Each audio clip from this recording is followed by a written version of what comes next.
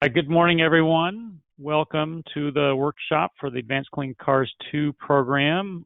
We do anticipate a number of folks to keep dialing in, so hopefully we'll increase our attendance, but I think we should go ahead and get started so we can take advantage of the full time with our breadth of presentations. My name is Joshua Cunningham, Chief of the Advanced Clean Cars branch at the California Air Resources Board. I want to really thank everybody for participating today.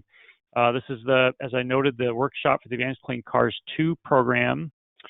Today's discussion will be focusing on an introduction to a number of preliminary regulation concepts staff are exploring, and we are seeking your feedback. Our regulation timeline is currently planning for a proposal to the board by the end of next year. In a moment, I will turn this over to Belinda Chen and the rest of our team to begin the presentation, but I wanted to first set the context for today's discussion. This set of regulations will be critical to help the state achieve large emission reductions beyond 2025. Recognizing there are aggressive requirements from California's SB 32 climate law and the National Ambient Air Quality Standards for ozone. We are already seeing the health effects across the state given the level of emissions from passenger vehicles and other mobile sources.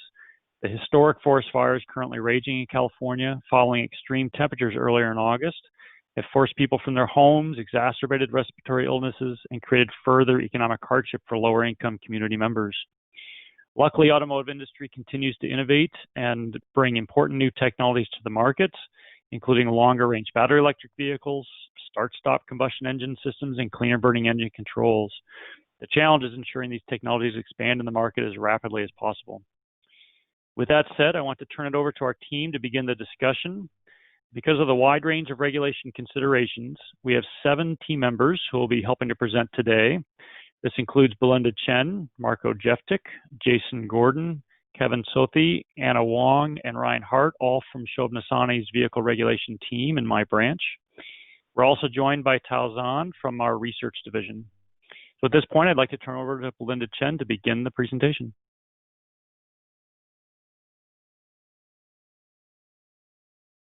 And Belinda, I think you're on mute. Belinda? Sorry, let's try again. Thanks, Joshua. My name is Belinda Chen, and I'm one of the staff in the Advanced Clean Cars section. So I just want to start with some logistics. The slides are posted online if the images aren't clear throughout the webinar or you want to look at them later. There is also a link in the chat box so that you can just click on that if that's easier. We are aware that there was an issue with converting the PowerPoint to PDF, so there was kind of like a misprint on one of the slides, and that will be corrected after the workshop is over. For questions, please use the question box to ask the questions. Don't use the raise hand feature, as all the attendees are going to be muted for the duration of the workshop. We'll stop for questions after each of the main sections of the presentation, and we'll try to get to as many questions as possible. But if we don't get to yours, there will be an email address at the end of the workshop where you can send them for a response later on. And in both cases, please refer to the slide number in your question if possible, so we know exactly what you're asking about. So Belinda, excuse me, this is Pippin Brailer in the legal office. Just want to mention here that this webinar is being recorded, and you should see that in the bottom right of your screen. Thank you. Oh, okay. That was not intended. So, okay.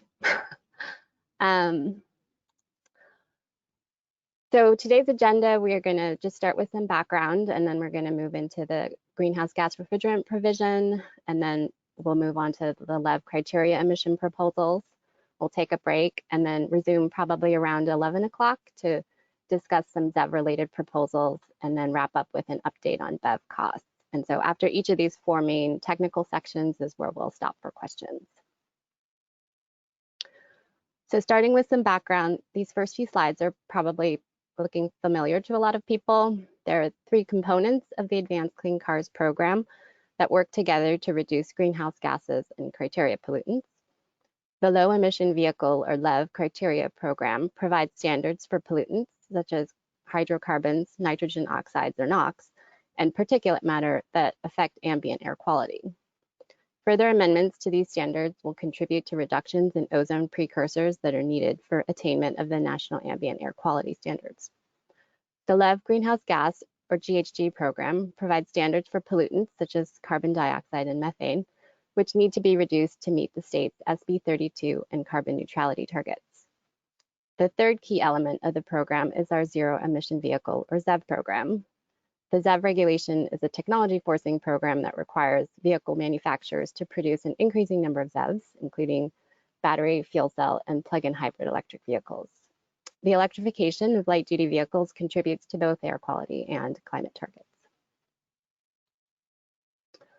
A little bit more about these air quality and climate targets. The recent updates to the board on the mobile source strategy and the scoping plan update this spring indicated that deep reductions in emissions will be needed across all sectors, including the light-duty vehicle sector, to meet the state's carbon neutrality target by 2045, and for South Coast to meet the 2031 and 2037 ozone standards. As shown by the red wedges in these two pie charts, the light-duty sector comprises a significant share of the state's GHG and NOx emissions. And while not shown here, further reductions in particulate matter emissions from light-duty vehicles will be necessary for the San Joaquin Valley's attainment for PM standards. In the next few weeks, our colleagues in the Air Quality Planning and Science Division are planning to release a discussion draft of the 2020 Mobile Source Strategy that will outline just how large of a challenge the state has ahead of us. Statewide, greenhouse gas emissions need to reach carbon neutrality by 2045. And regionally in the South Coast Air Basin, NOx emissions need to be reduced by over 60% by 2037. Assuming aggressive new ZEV sales and continued reductions from combustion vehicles, all while transitioning to cleaner energy sources, maximum electrification will be needed in the light-duty sector for the state to meet its air quality and climate goals. Although a suite of policies in many sectors will be needed to transition the fleet, the future Advanced Clean Cars 2 regulation can make a sizable contribution towards achieving these reductions. As a preview of the upcoming Mobile Source Strategy document, here is the updated light-duty scenarios on-road fleet technology mix.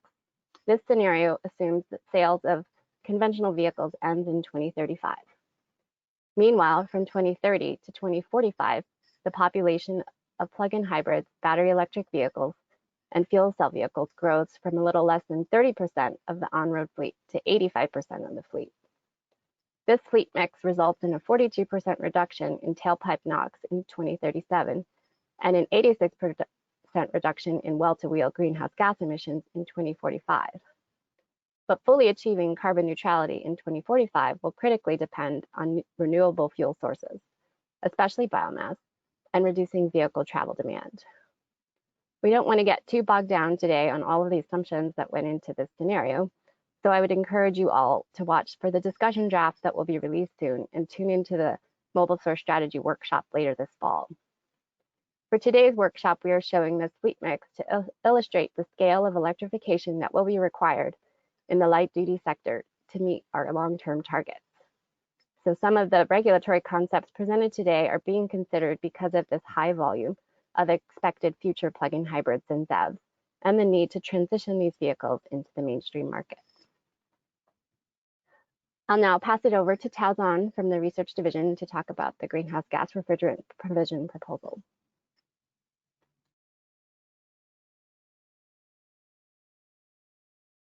Thanks, Belinda. Good morning, everyone. I'm Tao Zhan from CARB's Research Division. Joining me today on the panel is also my manager, Xinju Yun. We work on the air conditioning and refrigerant issues for the ACC II rulemaking. So I'm going to start by touching on the one of the overarching topic, which is hydrofluorocarbon reductions. Then I will review the regulatory and industry status with regard to motor vehicle air conditioning and refrigerants.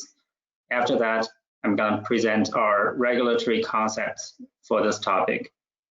So first, what are hydrochlorofluorocarbons or HFCs?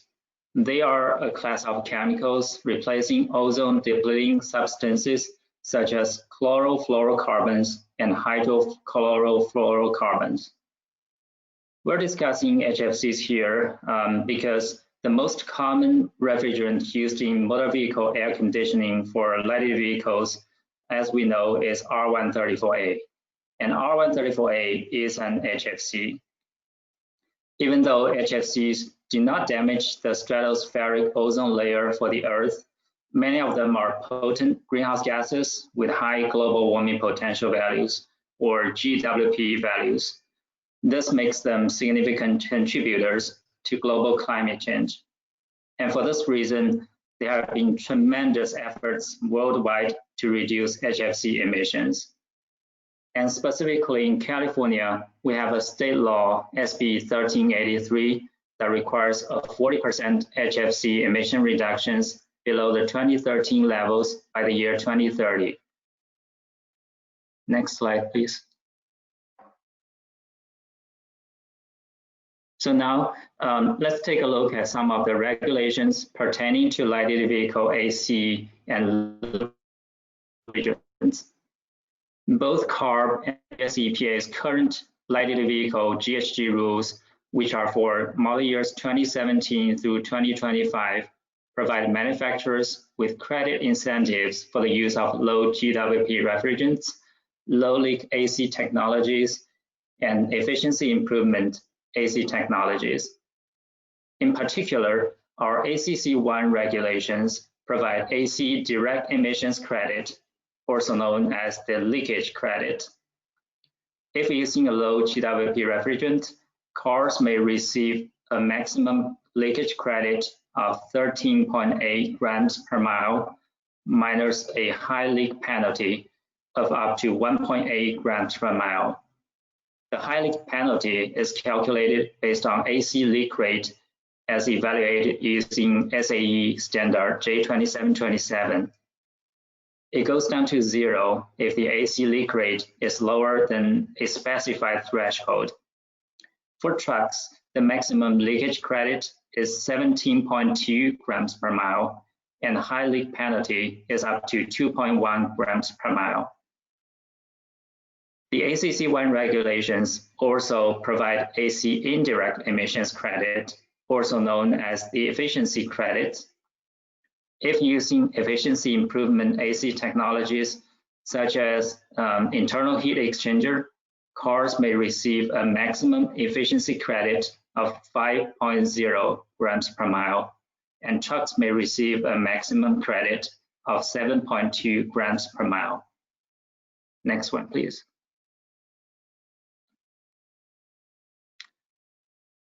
There are also some other regulations relevant to low GWP refrigerants for light-duty vehicles. Under the US EPA Significant New Alternatives Policy Program, or SNAP program, a US EPA regulation changed the status for HFC 134A from acceptable to unacceptable for light-duty vehicles as of model year 2021. But that rule has been vacated and remanded by court ruling to the extent that the rule requires HFC replacement. For the European Union, the EU MAC directive requires phasing in the prohibition of using refrigerants with GWP values of higher than 150 for new light-duty vehicles. And starting from 2017, the directive requires a complete prohibition of using high GWP refrigerants in all new vehicles. Next one, please. Fostered by those regulatory programs, the automotive industry has made a lot of progress for the US market in transitioning new light-duty vehicles from HFC 134A to low GWP alternatives. Some of the more prominent low GWP alternatives are HFO 1234YF, CO2 or R744, and HFC 152A. They have all been approved by the US EPA SNAP program for the light-duty vehicle sector. Among those three, HFO 1234YF is the leading alternative of the industry's choice. US EPA's data shows a steady increase of market share for light-duty vehicles using HFO 1234yf in the US. The market share has increased to about 60% for the 2018 model year. Additionally, Honeywell has estimated that the market share for HFO 1234yf has increased to about 75% for the 2019 model year. Next slide, please. Given those regulatory and industry status that we discussed, we're proposing the following regulatory concepts for AC and refrigerants under ACC II rulemaking. First, we propose to prohibit the use of high GWP refrigerants in new light-duty vehicle AC systems for post-model year 2025. The high GWP threshold in this context would be 150. We believe this prohibition would bring about several benefits. It would contribute to meeting the state's HFC reduction goals. It would ensure continued auto industry transition to low GWP alternatives, and it would also align with the EU MAC directive. Second, we're considering to continue to offer AC credits in some form, either the leakage credit or the efficiency credit, or both. As we hash out the details of a proposal in the following weeks and months, we welcome stakeholder input to inform a credit program update and our proposed high GWP prohibition concept. So with that, I'm going to turn back to Belinda.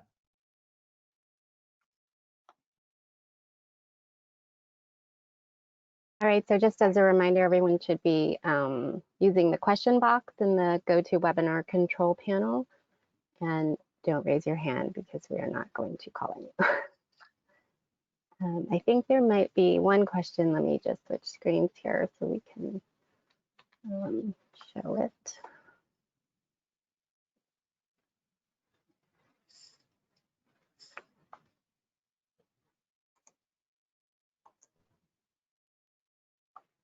Okay, Shobna, did you want to deal with the question? You can read it, Belinda. This is my question for this question. So, this question is on slide 5. Do you have a 2035 pie chart which would show the full impact of Advanced Clean Cars 1.0? ACC1 had just started in 2017. And Joshua was going to answer that. So as I remember, slide 5 was like an inventory slide. And so we don't have data yet on 2035 inventory. We'll have to wait till 2035, I think, for that. I think we may have some projections for 2035. I'm not sure that it's part of the mobile source document. I don't know, Joshua, if you have other thoughts to add on that. Yeah, that's correct, Ann. Belinda, relative to the 2017 chart we showed for existing inventory. But yes, for the mobile source strategy, there will be projections of the baseline future emissions and scenario emissions, and that'll include 2035. So stakeholders can watch for that in the report.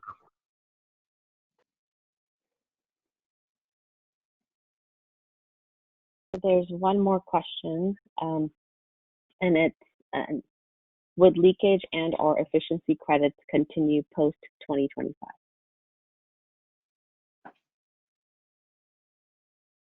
Right. Hi, this is Tao. So short answer is that's the option that we're considering.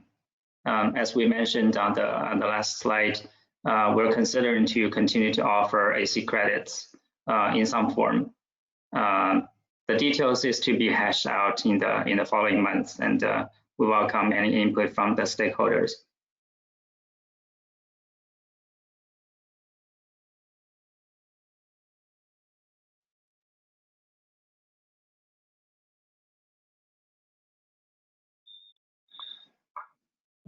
Okay, there's one more question, and I'll move on to our next part.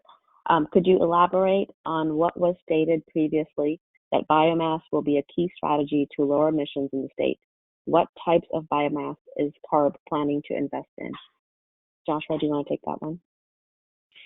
Yeah, I'll take this, and I'll generally say that we'd prefer not to, at this workshop, dive into the details of the scenarios. So I'd refer stakeholders to the mobile source strategy workshop in the fall, as Belinda noted. We just wanted to note today that in addition to vehicle technology, that renewable fuels are going to be critical to help achieve the long-term reductions. But we'll save those scenario questions for the later workshop.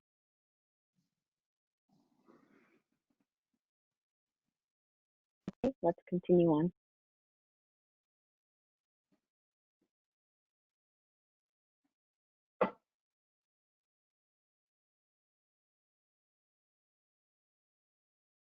Good morning, everyone. I'm Marko Jeftic, and I'm staff in the Advanced Clean Cars branch. And so right now, I will present some of our preliminary proposals for the criteria emission portion of Advanced Clean Cars 2.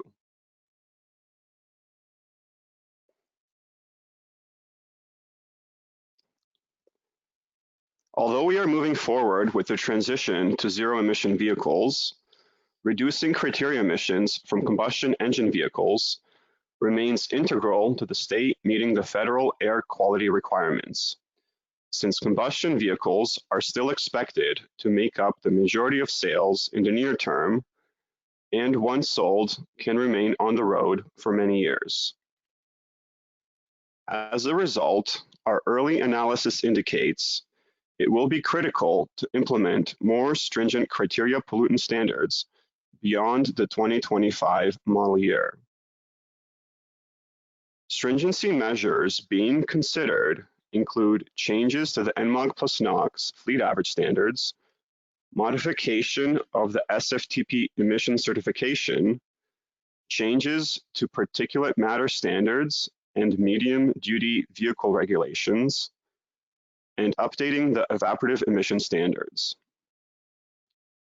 In addition to the increased stringency measures, we also need to better ensure that future emission reductions will not only be achieved in the lab, but will also carry over to real on-road driving. Accordingly, we are investigating several operating conditions where vehicles can be better optimized to achieve lower on-road emissions, especially with regards to cold start emissions of conventional and plug-in hybrid vehicles. I will now present further details on each of these topics.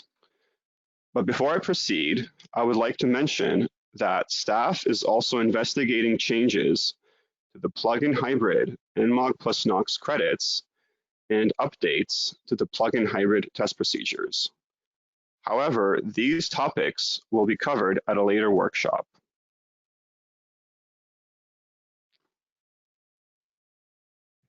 First, let's go over the changes being considered for the NMOG+NOx fleet average. The figure on this slide shows the current requirements for the NMOG+NOx fleet average for light-duty vehicles. As we can see, currently, there are consistent annual reductions for both cars and light-duty trucks, and the standards converge in 2025 at 0.03 grams per mile. The fleet standard then flatlines since the current rules do not require further reductions beyond 2025. A key point to highlight here is that these fleet averages include zero-emission vehicles.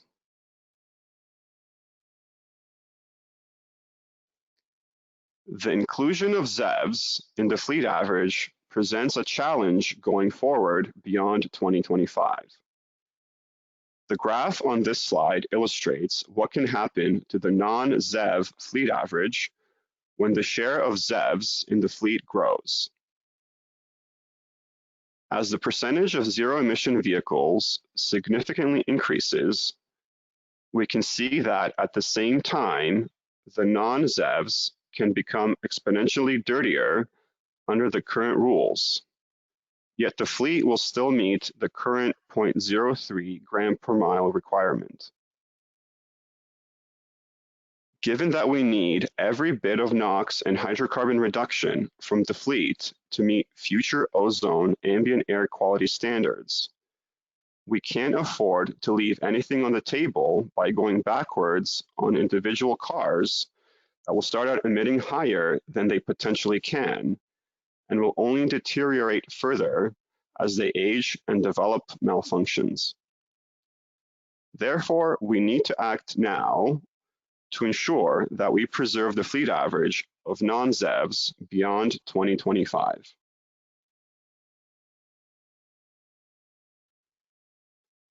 To address this issue, we are considering two different approaches.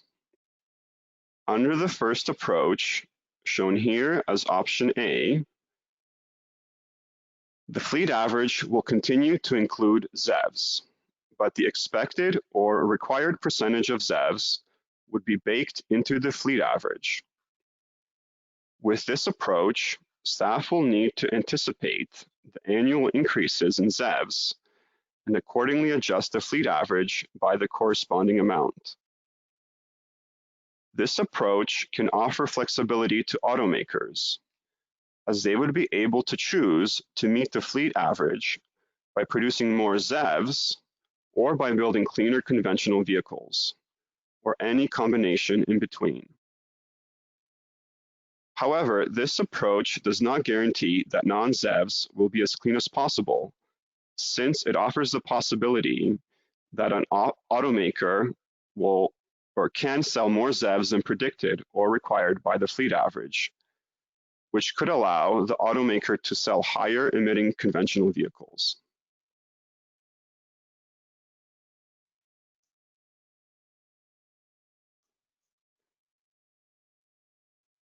Therefore, we are also considering a second approach to tackle this issue, presented here as option B. With this approach, ZEVs will be removed from the fleet average. To help the transition of decoupling ZEVs from the fleet average, a phase-in period would be implemented as illustrated here. Considering that the ZEV share in California is expected to be in the range of 5 to 20% in 2025, the corresponding non-ZEV fleet average would be in the range of 0.032 to 0.038 grams per mile.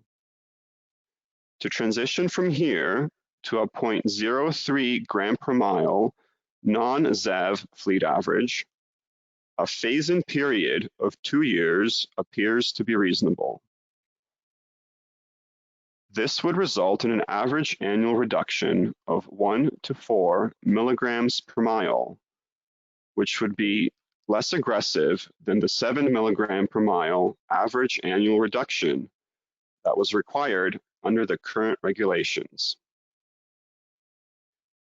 Staff are still evaluating these two different approaches, whether to keep or decouple ZEVs from the fleet average. And we are seeking input from stakeholders as we continue working on this topic.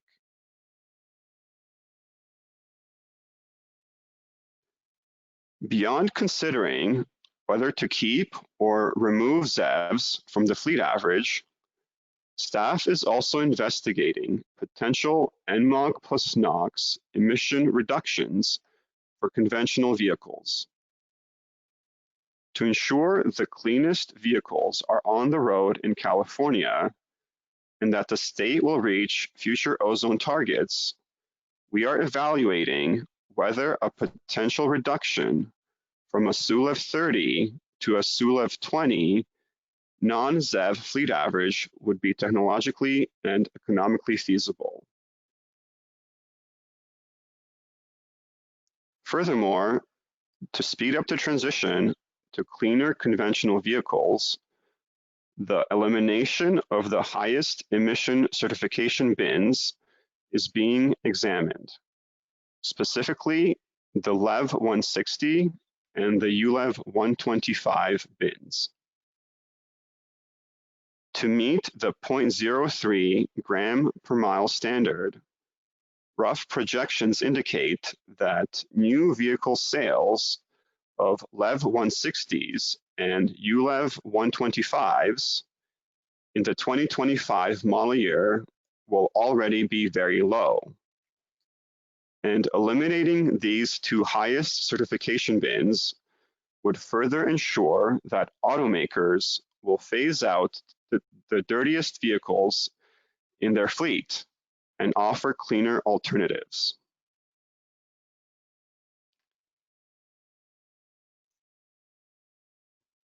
Now let's take a look at potential changes to the NMOG+NOx SFTP standards, which address aggressive driving conditions. The current rules offer two different certification methods for the SFTP standards. On the left, we have the composite SFTP standards, which consist of a weighted average from 3 different emission tests, as illustrated by the pie chart.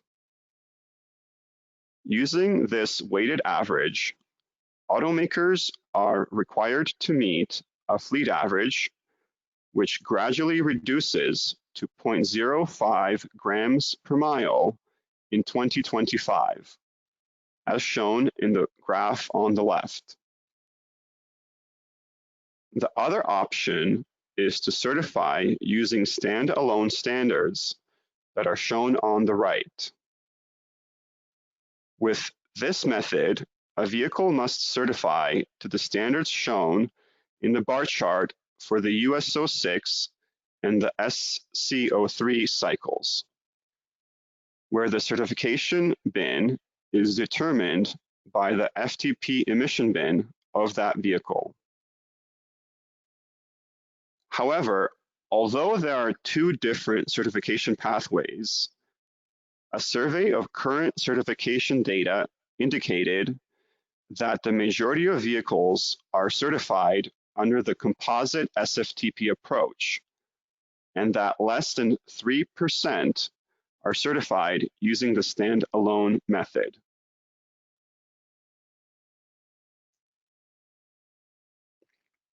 Because almost all vehicles are certified using the composite SFTP method, staff has taken a closer look at this approach, and we have identified potential issues that may need to be addressed going forward.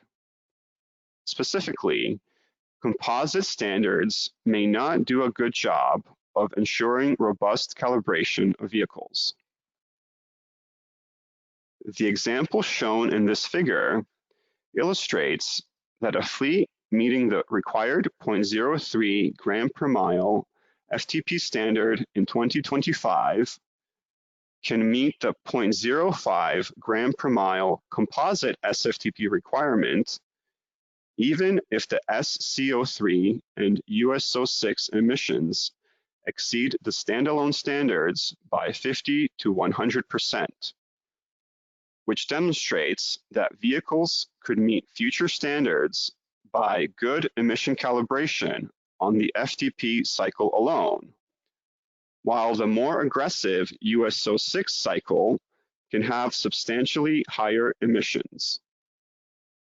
One concern here is that if real-world driving does not reflect the weight factors assigned to each test cycle, then the real-world emissions may considerably exceed the levels predicted by the composite average.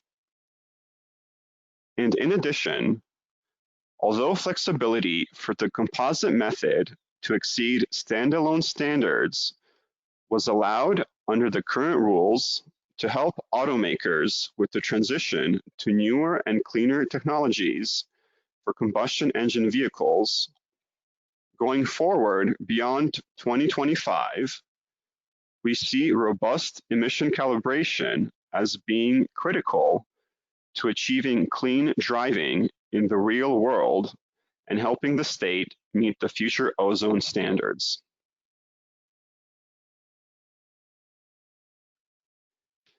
Due to these concerns, staff looked at current SFTP certification data for NMOG+NOx and found that most automakers have done a good job calibrating for low emissions on all test cycles, as shown in the two figures on this slide.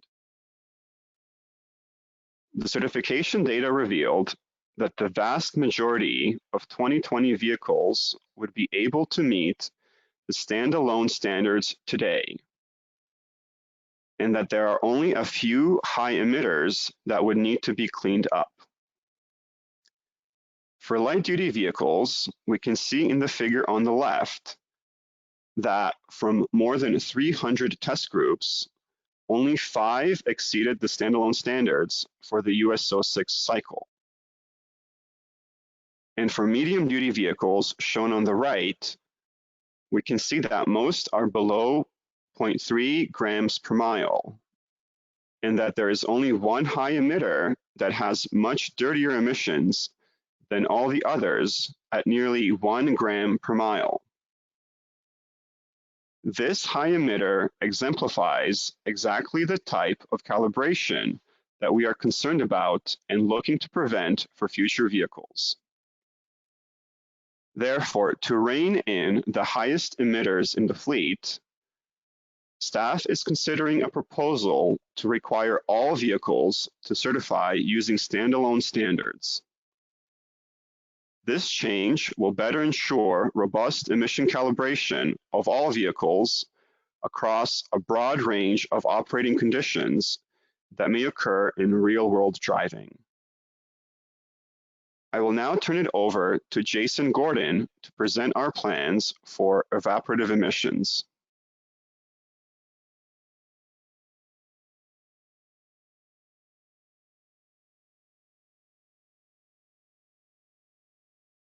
Hello, thank you, Marco. I'm Jason Gordon, and I'll be going over the next portion of the presentation on evaporative emissions.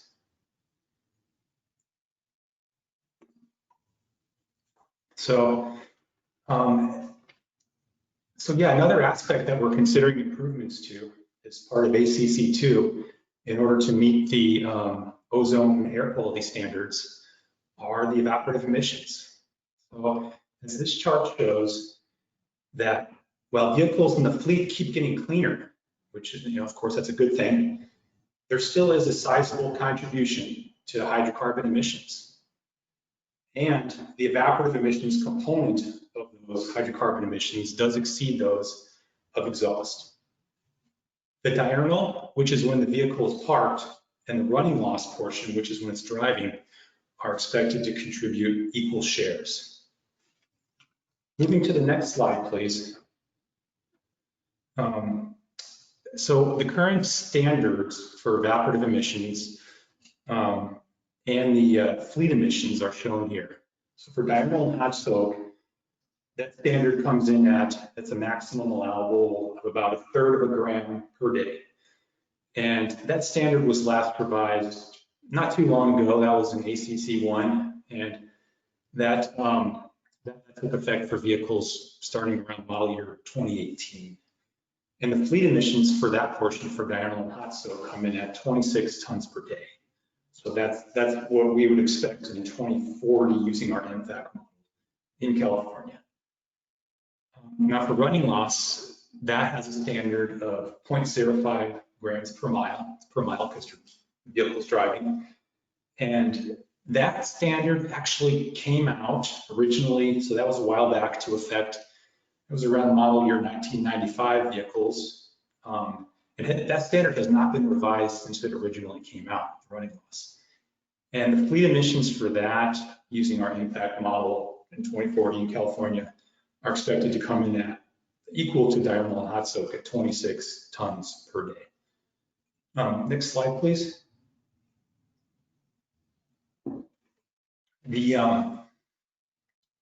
So this chart here shows the running loss certification data for the model year 2019. And the key point I want to make with this chart is that the majority, 87% of that fleet, comes in at at or below 0.010 grams per mile. So that's coming in at or below 1/5 of the current standard of 0.05 grams per mile. This good performance is a result of the car manufacturer's experience with and suppliers' experience with component design and designing vehicles which are almost leak-free. Keeps the gasoline and the gasoline vapors within the vehicle for the most part.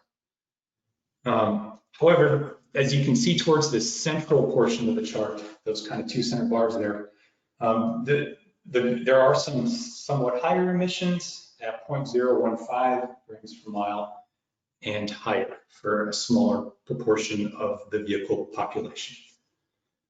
So that brings me to the next slide, please, where I would like to outline the proposal which we're considering for this, for ACC II for evaporative emissions. And that would be to tighten the running loss standard.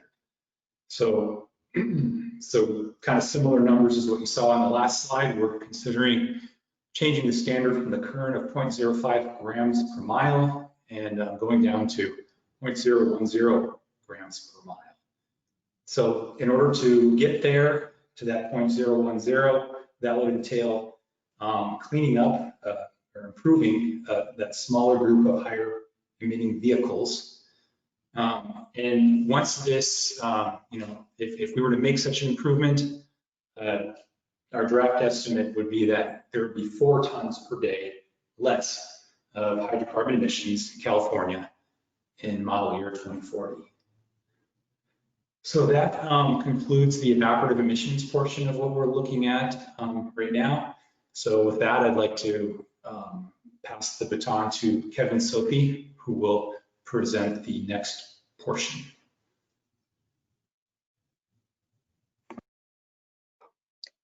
Thank you, Jason. I am Kevin Sothi, and I will be going over the next few slides. So, emission controls for heavier vehicles. Medium-duty vehicles, or MDVs, have the option of certifying to either chassis or engine certification, depending on gross vehicle weight rating.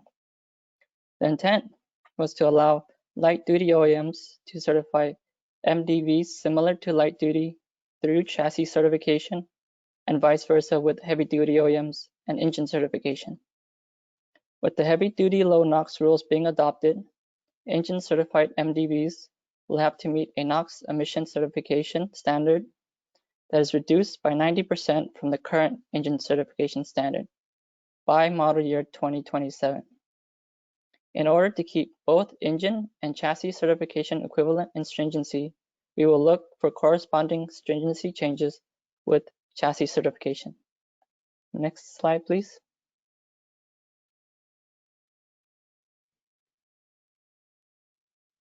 Equivalency complicated by test cycle difference. Currently, chassis certification MDVs certified to test cycles used for light-duty vehicle certification. These light-duty test cycles focus more on engine speeds and loads more common to light-duty usage. In comparison to engine-certified MDVs, engine-certified test cycles cover a broader range of engine speeds and loads which are common to heavy-duty usage. As shown in the graph on the right, the pink represents an MDV certified on a chassis certification test cycle, and the dark blue represents an engine certification test cycle. You can see that the chassis certification test cycle covers a different area of engine operation than an engine certification test cycle. This creates a mismatch. If an MDV certified through chassis certification is used more like a heavy-duty vehicle on road, then our light-duty testing does not cover this area of engine operation. MDVs that have emission controls optimized for one cycle don't necessarily ensure good control in another area of engine operation. Next slide, please. Ongoing work to better ensure equivalency. Our ACC II target for chassis certified MDVs is to better ensure equivalent in-use emission controls between chassis and engine certification testing. Currently, we are chassis dyno testing and PAMS on-road testing chassis certified MDVs. Our testing is exploring the effects of higher load and towing on emissions. We plan to evaluate a heavy-duty like in-use standard. An example of this is the 3-bin moving average window, which is being adopted in the heavy-duty low-NOx rulemaking. We are evaluating whether this in-use method would be appropriate for chassis certified MDVs. This covers the section about our MDV regulation plans. I will now turn it back over to Marco for the next part.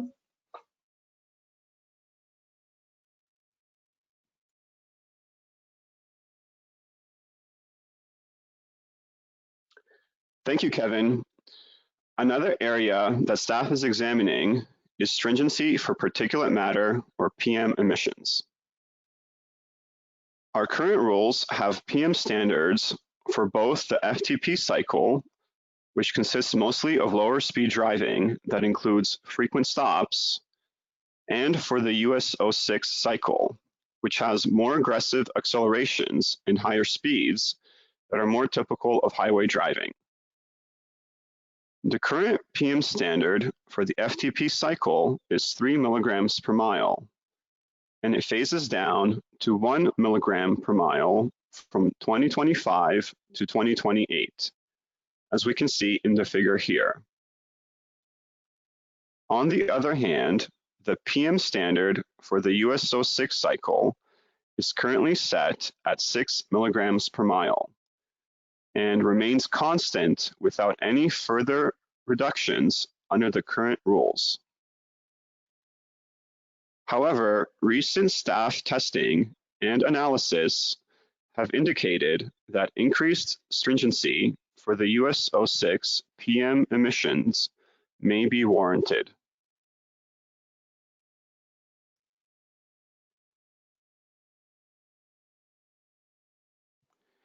In early testing, staff has found that many current vehicles can meet a much lower US 06 standard.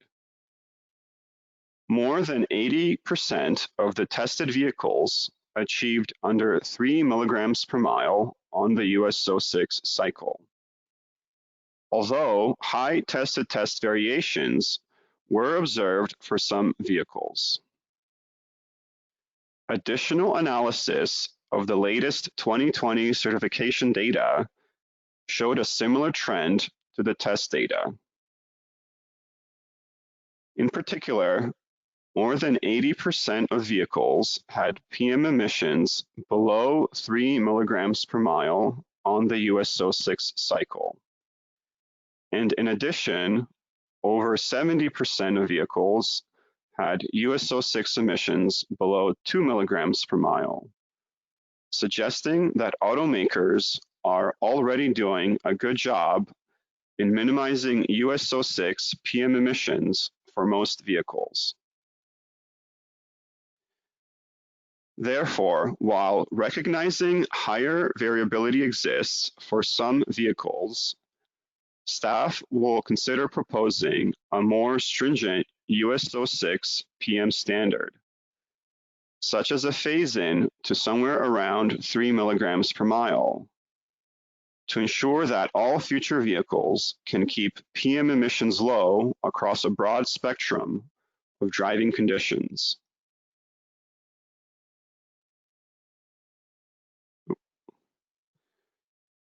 Not only do we need to strengthen our standards, but we also need to ensure the resulting emission reductions occur in real on-road driving. So I will now present a couple of areas we are studying to better guarantee real-world emission reductions. Cold starts, which occur when the catalyst has cooled down to ambient air temperature, continue to be the major source of criteria emissions from light-duty vehicles. Therefore, quick catalyst warm-up is essential to controlling cold start emissions.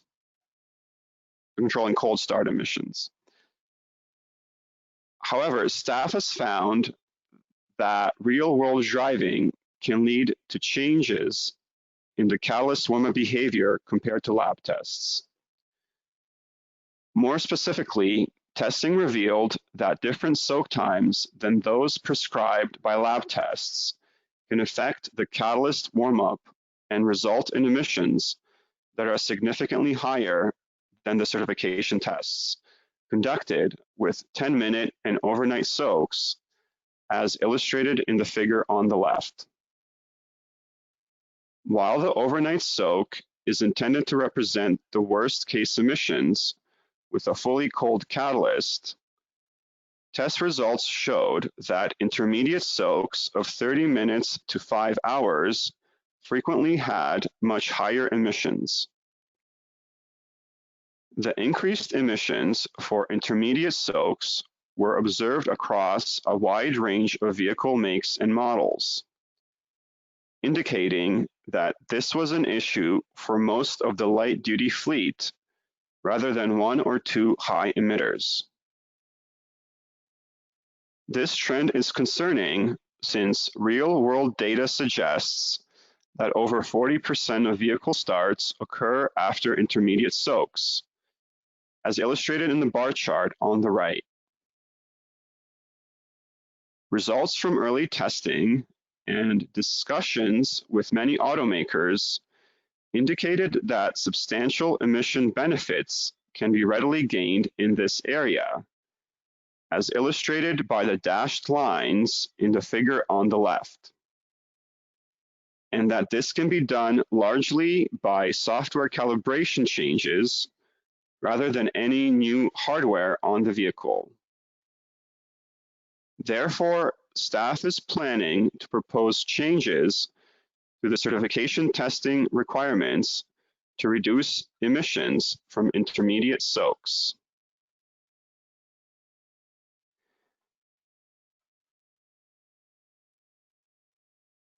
Namely, we are planning to propose changes to the soak timing of the cold start FTP test. Instead of the current 12 to 36 hour cold soak, vehicles would be required to meet the FTP standards following any soak between 10 minutes to 36 hours. This change would help ensure better control of intermediate soak emissions, and that overnight soaks will represent the worst case emissions as originally intended. In addition to this change, staff is also considering new calibration requirements or guidelines for shorter intermediate soaks below 90 minutes. As illustrated by the figure, the catalyst temperature tends to remain above ambient for soaks under 90 minutes. Therefore, the catalyst should be able to achieve quicker light-off if the same aggressive catalyst heating strategy is applied as for an overnight soak. As a result, staff will explore establishing proper intermediate targets for continuity between the 10-minute and overnight soak emission levels.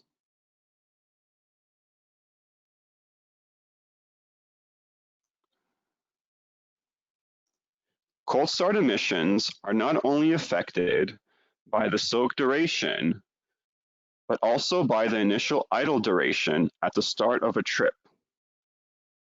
Current lab test requirements prescribe a 20-second initial idle at the beginning of the cold start FTP test. These initial 20 seconds of a vehicle idling at zero vehicle speed give plenty of time for the vehicle to implement aggressive catalyst heating to warm up the catalyst before a driver presses the gas pedal to drive off. However, in-use data shown in the bar chart indicated that real-world median value for initial idle is much shorter, around 7 seconds. This presents a concern since vehicles may not be calibrated for good emission control for such short initial idles.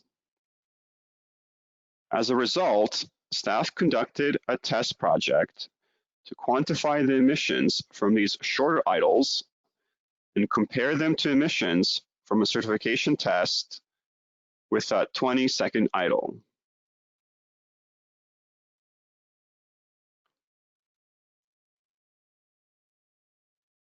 The test results are shown by the data in this bar chart, which reveal that, on average, the emissions with a 5-second idle were slightly more than double the emissions of tests with a standard 20-second idle. And in most cases, the increased emissions from a 5-second idle exceeded the emission certification standard of the vehicle. This was not entirely unexpected, since the focus with a 20-second idle is to control emissions by warming up the catalyst while engine out emissions are low during idle operation. But with a 5-second idle, the focus should be placed more on controlling the engine out emissions during the initial drive away. However, since current rules do not require testing with a 5-second idle, the focus of most current vehicles appears to be more on heating up the catalyst rather than controlling engine out emissions during early driving.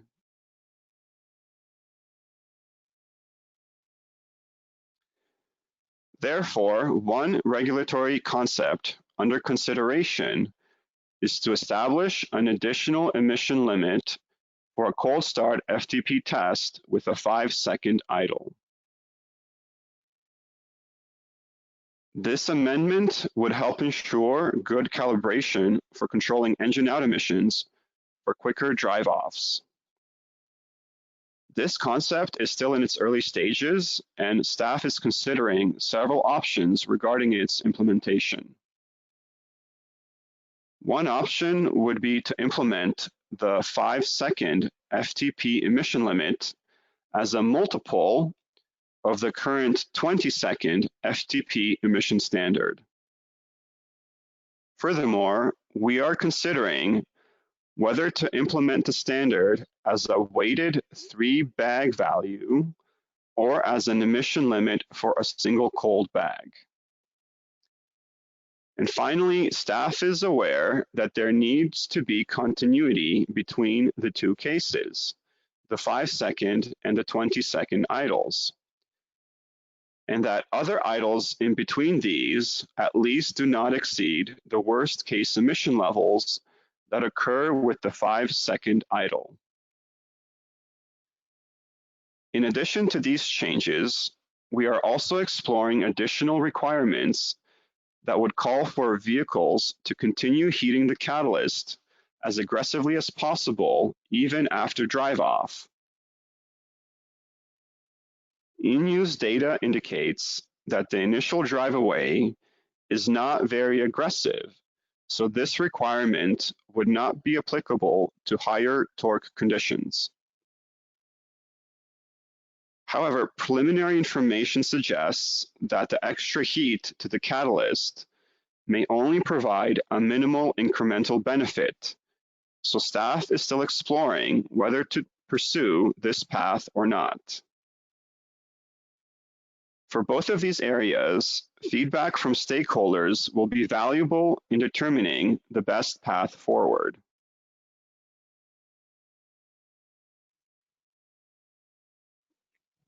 There are also cold start issues that are unique to plug-in hybrid vehicles. These vehicles have the capability to begin a trip in pure electric mode and only blend in the use of the combustion engine when the power demand increases or the battery runs out. Therefore, plug-in hybrids may encounter a unique situation where the combustion engine may first start operating under high power conditions, such as accelerating on a highway on-ramp. Staff investigated the effects of high power cold starts on PHEV emissions in our 2016 midterm review, and we have continued with the testing as newer and more capable plug-in hybrids have become available in more recent years. The new test results have shown that newer passenger car plug-in hybrids were able to complete many of the high power cycles without use of the combustion engine, indicating that they are frequently able to drive at high power conditions in pure electric mode without any emissions. Due to less frequent engine starts, the high power start emissions for newer passenger car plug-in hybrids average out to be similar to the certification test levels as shown in the figure. More recently, several automakers have also started selling larger and heavier plug-in hybrids like SUVs and minivans. While this is a welcome addition that expands consumer choice, testing indicated that heavier plug-in hybrids tend to struggle with high power starts, requiring both more frequent and heavier use of the engine at higher loads and resulting in emissions that substantially exceed the certification standard. These results demonstrate that there is a need to develop new requirements to achieve more consistent emission control for all plug-in hybrids.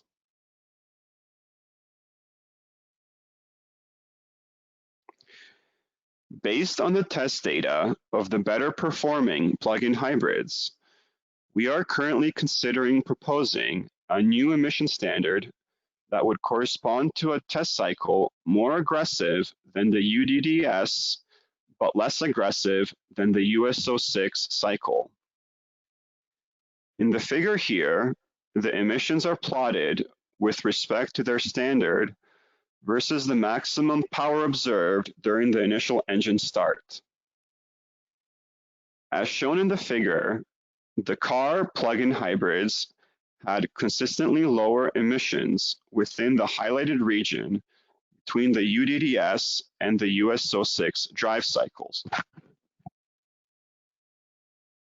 For these ranges of power, the emissions were typically below 2 times the FTP standard for car plug-in hybrids, but the emissions were consistently higher for the heavier PHEVs, reaching as high as 6 times the FTP standard in certain cases. These high emissions indicate that there are potential emission benefits to be gained here. However, although improvements can be made by better calibration of the transition from pure electric to blended operation, more significant improvements may require the use of added technologies like electrically heated catalysts or more powerful electric motors and batteries that will reduce the reliance on the combustion engine. Therefore, as staff continue exploring different drive cycles and corresponding emission standards for additional PHEV certification testing, we are seeking stakeholder input to better inform our analysis and our proposal. And this concludes the criteria emission portion of the workshop. We can now pause here to take any of your questions and comments on these topics.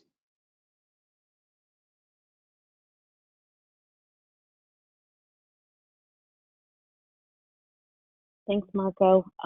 So as mentioned on the slide, please go ahead and write your questions on the questions box.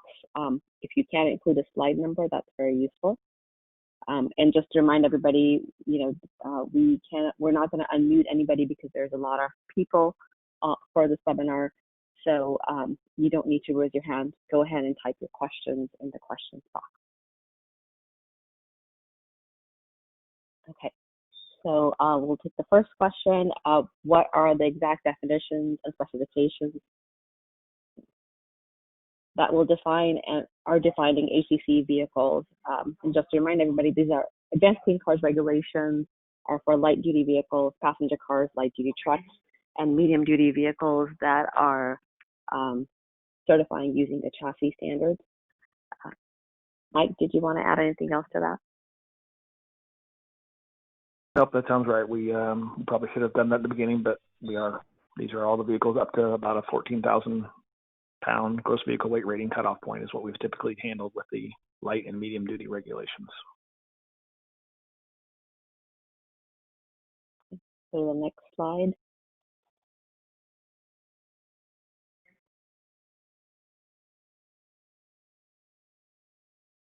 On slides 18 and 19 show reductions in fleet average emissions, but does this decrease still hold when accounting for the projected growth in the population of vehicles on California roads? In other words, are the decreases required large enough to offset total emissions as the population of vehicles grows over time? Mike, do you want to take that one?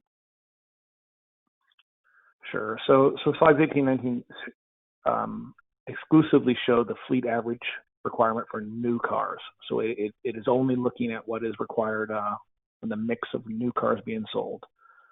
To get to the answer to this question, right, you have to then go to the kind of our MFAC model and factor in VMT that's being traveled each year, the attrition rate of all the cars.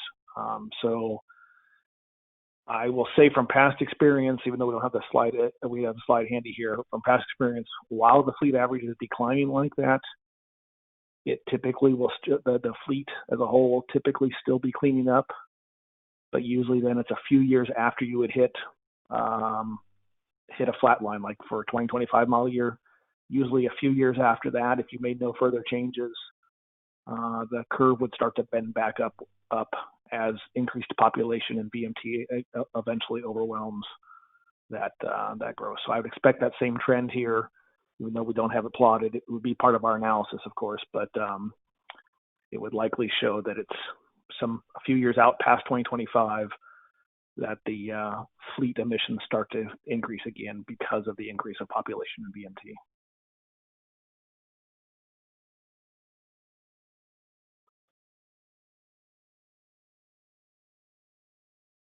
Okay.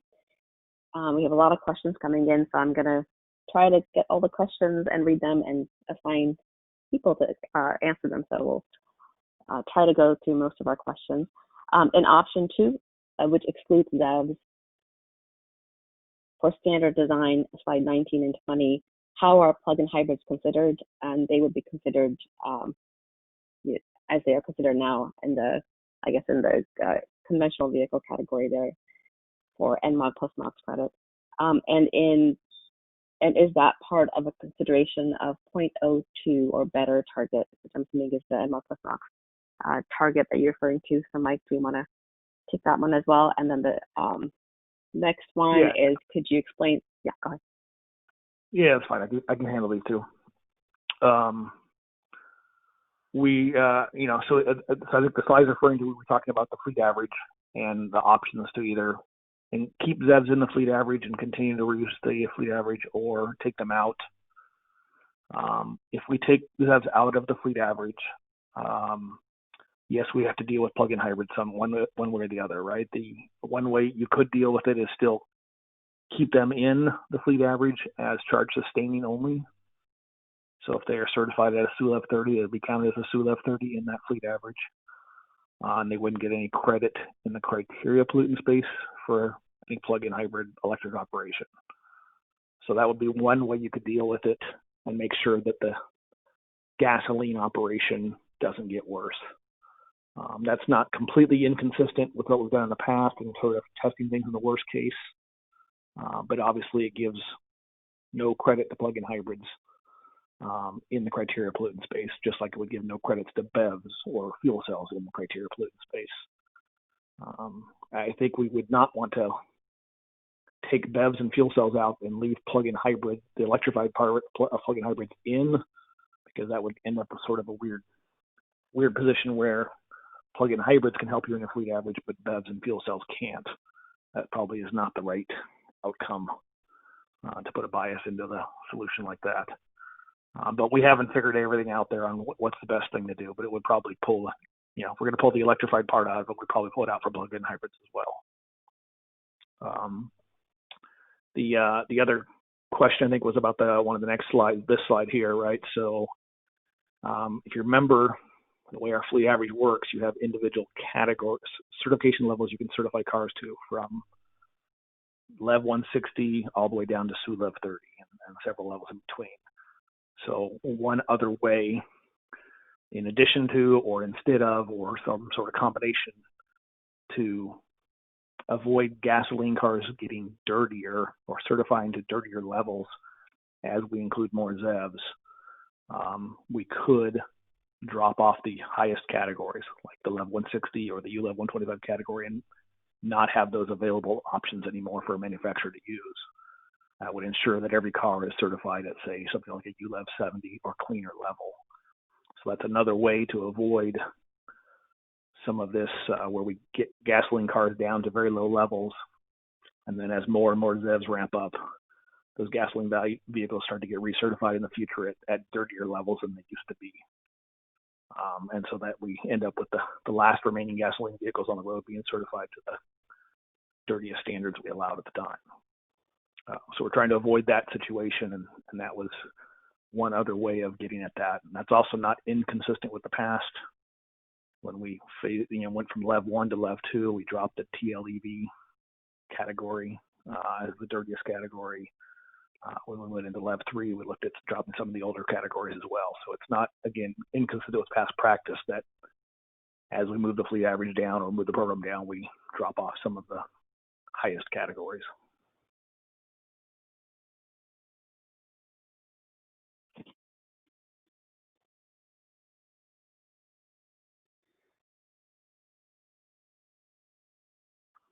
Slide 23, how big is the total benefit and emission reductions if only a few of the test groups are the highest emitters? I don't think we've looked at that. Mike, do you want to add in? I think this is the US 06 in the standalone standards, is slide 23, I think. So, yeah, I think, right now we think a very small number of the vehicles are the high emitters. And so, based purely on this, I think that the cost would be low to clean up those last remaining ones, and the benefits will probably be low to clean up those last remaining ones. So I think we think of this as more as a little bit of a protective move and making sure that this portion of the population doesn't grow. So I won't call it an anti-backsliding, but I want to I think that we think the vast majority are good performing. But the standards don't necessarily guarantee that will stay that way. So we were looking at taking a step with the standards that would make sure this sort of distribution doesn't get worse in the future. But yes, the total benefits ideally will be small from this because people weren't planning to make cars a lot dirtier in that area over there. But it will be more of a protective move, so the last of these gasoline cars can stay as clean as possible.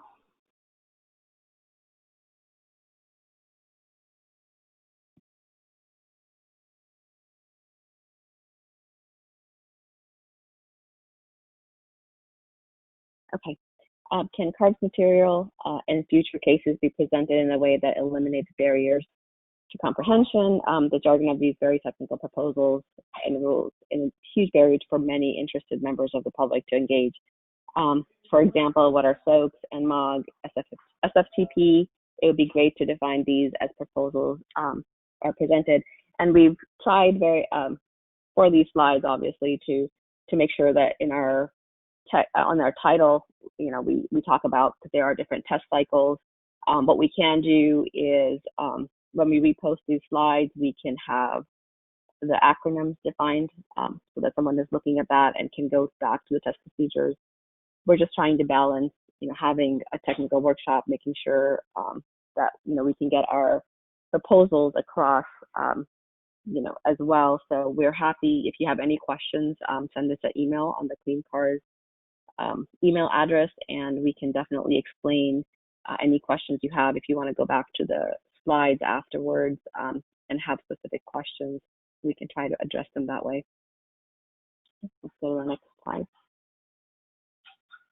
For the 5-second cold start drive-away proposal, are increased accessory loads being considered relative to today's conditions? So Mike, do you want to take that one? That's not something that we have evaluated at this point or had thought about evaluating. We had not modified that kind of stuff when we did our testing. Given the greenhouse gas standards have generally been pushing people to get to more efficient accessories, I'm not sure what the outcome would be here, but it's not an area that we have studied at this point.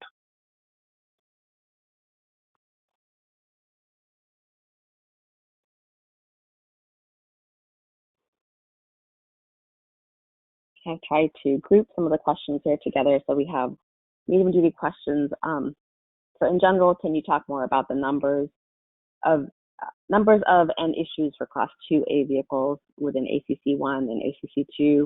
And really, I think what we're trying to address with our proposal is going to be just making sure that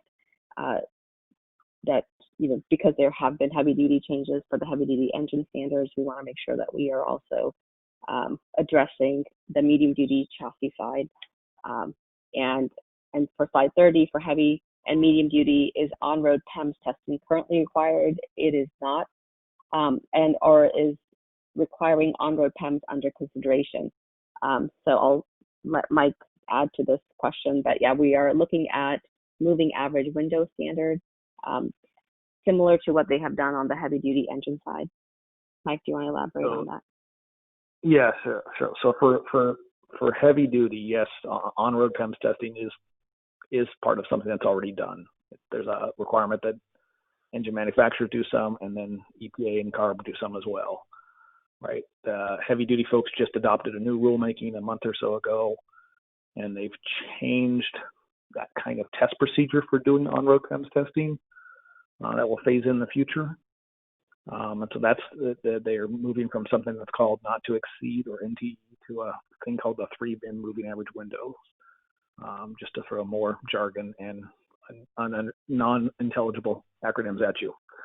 But so what we're looking at is medium duty to make sure that we don't have sort of an unequal or unlevel playing field, where the medium duties that have gotten in there from engine dyno are looking at a lot more stringent requirements than the chassis ones, or are causing people to pick a cycle based on equivalent stringency rather than what was originally intended, which was they'd pick a cycle because they were, light duty manufacturers that were more familiar with the light duty procedures, or heavy duty manufacturers more familiar with the heavy duty procedures, and not because they're shopping for which one they think is the least stringent and gives them the lowest cost emission control system.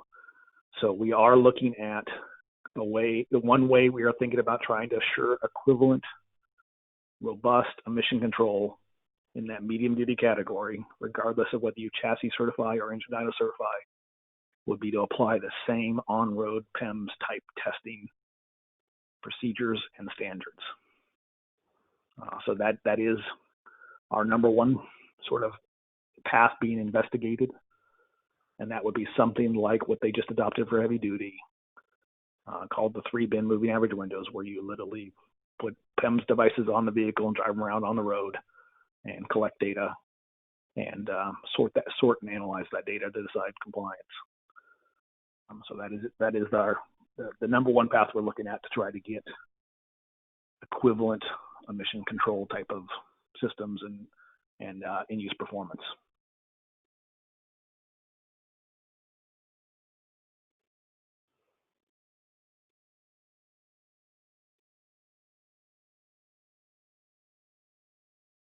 Regarding the evaporative emission, with most 89% of the 2019 model year vehicles at or below 0.01 grams per mile by reducing the current limit of 0.05 grams per mile to 0.01 grams per mile, just changing the rain loss standard here.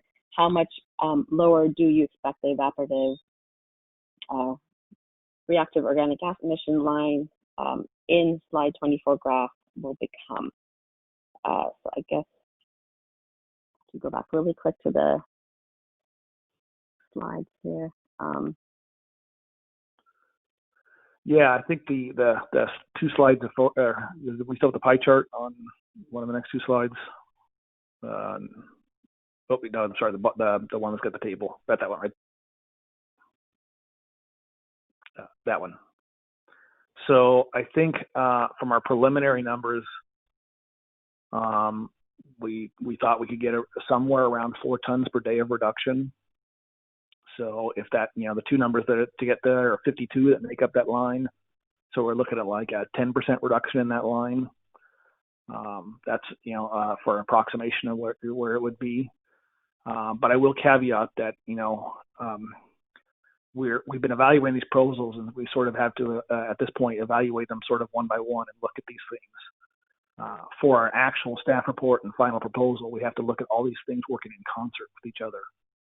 So these numbers right here are based on the current version of MPAC. MPAC is undergoing revisions right now, so that will change the emissions. And of course, this version of MPAC doesn't have all of our proposals put together, right, which would include some future amount of increased ZEVs and other changes as well. So that's why we kind of note these are sort of draft numbers. They will obviously be our best estimates once we get all of our proposals together in an actual staff report and model everything in concert with each other. That was the sort of reason we do advanced clean cars, is so we can look at all the impacts in concert with each other, not in a vacuum and individually. So it could be an emission number of 4 tons per day may likely go down as we phase in more, if there's more ZEVs that are part of the requirements. But it still looks like it's a pretty cost-effective and needed reduction. We've pursued reductions in the past that get a 0.5 ton per day. So something that gets 4 tons per day of reduction in hydrocarbon could be especially helpful and needed in the South Coast Basin getting towards ozone targets.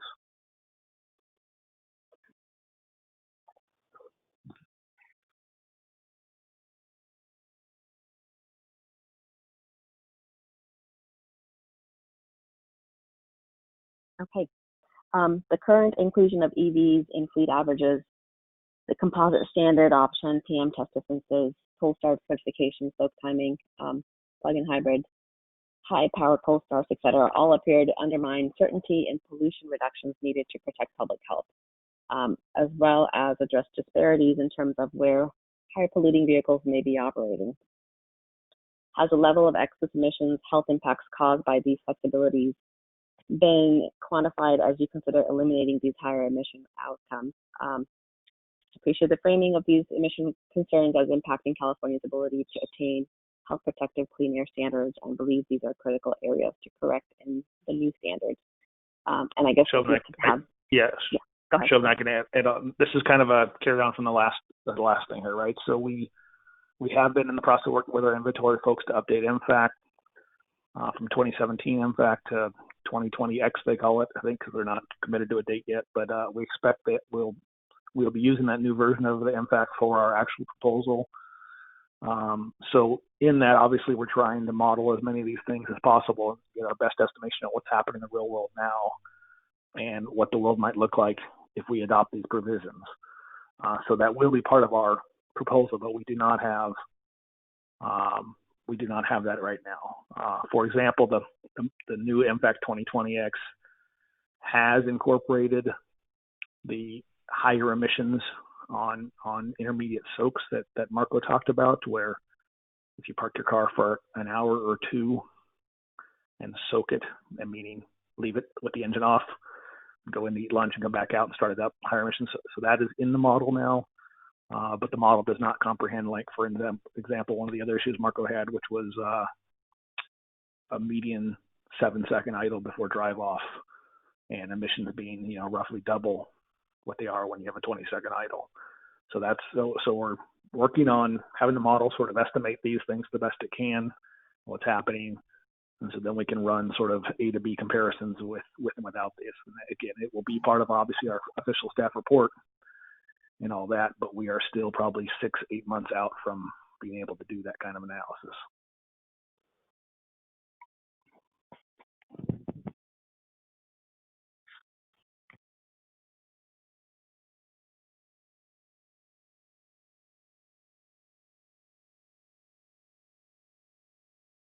Has CARB made any assessment of how battery power fade may impact the frequency of hybrid blended operation cold starts? And I think that's, and then Mike, you can take both of these questions actually. Well, we can have Marco answer the second one. The first one, I think the answer is at this point, we have not analyzed anything at this point. You know, we are talking about plug-in hybrids, so we are talking about more high-power batteries. But no, we have not done any specific analysis or attempted to quantify anything going on there about how the frequency or conditions in which a high-power start occurs may change over the life of the car.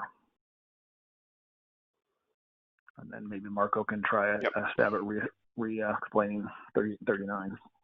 Yeah, so what we're looking at for high power cold starts for plug-in hybrids, it's actually on the next slide. We are looking at a new test cycle, so something between the UDDS and the US-06 cycles. So the UDDS and the US-06 are both required currently, and they have emission standards, but the US-06, which is more aggressive, is a hot start. It's not a cold start. So you start with already a warm catalyst, so it doesn't really represent what we see in the real world with the high power cold start issue. So we're looking at new test cycle or modifying one of the ones that we currently have to make it higher power, and then looking at establishing an appropriate standard for that cycle based on the better performing vehicles.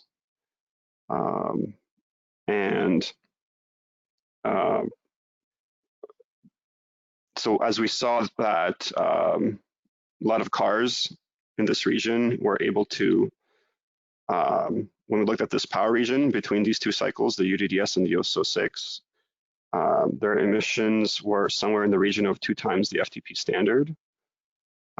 That is when the engine actually kicked in, but a lot of times what was not shown on that graph is the engine didn't kick on. They were able to complete those cycles without turning on the engine, so that when it averaged out, they were actually below the certification standard.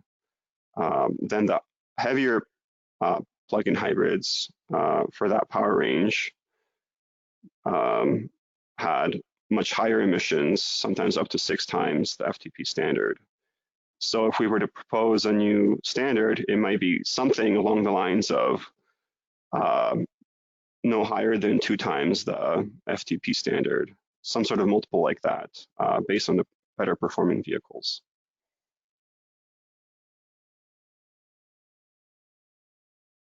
But this is still early, so yeah, we are still seeking input from stakeholders to see if there's a better way that they might propose or suggest.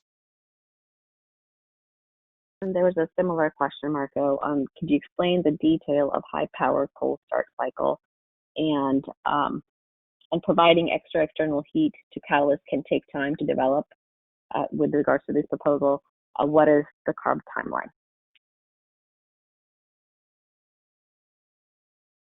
I didn't catch the second part of the question, but I'll answer the first. So basically, a high power cold start is when, so you have your plug-in hybrid, which can drive both electric and using a blended operation, both the engine and electric powertrain. So what you have is, you know, you're parked in your driveway and you drive off electrically. you get to a highway on-ramp and you press the gas pedal and the engine comes on at that point in time, rather than when you initially turned on the car in your driveway, as happens with conventional vehicles. So what we did to come up with the high power cold start cycles for our testing was we took several plug-in hybrids and we drove them around, you know, on many different sorts of routes. And so we recorded the drive traces and like all the OBD data, the speed, engine speed traces to see when the engine would come on for all different types of hybrids, plug-in hybrids. And then based on that data, we came up with, we extracted the data or the parts of the drive trace where the engine had to come on to provide power. And so then we had about 8 different cycles that we generated from the on-road driving. And we tested these in our lab for several different plug-in hybrids to see how what kind of emissions would be generated by those high power cold starts. And then I don't know the second portion. Can you repeat it again, Shobna? Oh, it really is just when would these requirements apply, what model year? And what we're considering is still up in the air. Yeah, it's still early at this point, but yeah, it probably would not apply before 2025, so sometime after, either 2026 or there could be a phase-in. It's still under work, that portion. There's one more question of high-powered cold starts. I'll go ahead and just say that. Sorry, Belinda, it's not on the slide. Will the high-powered cold start regulations apply just to SUVs since passenger cars are similar to the cert cycle, as was shown on the slide? Are you considering just a threshold emission level or frequency of event? Is there a trade-off between 2 metrics being considered?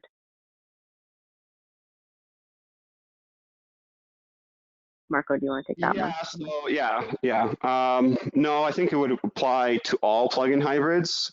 So the cars we tested, yeah, as you saw, they were on average pretty clean. But in the future, who knows? There could be other vehicles that might emit higher. So we don't want to just require it for SUVs and minivans. I think it would be applied broadly to all plug-in hybrids to have equal treatment.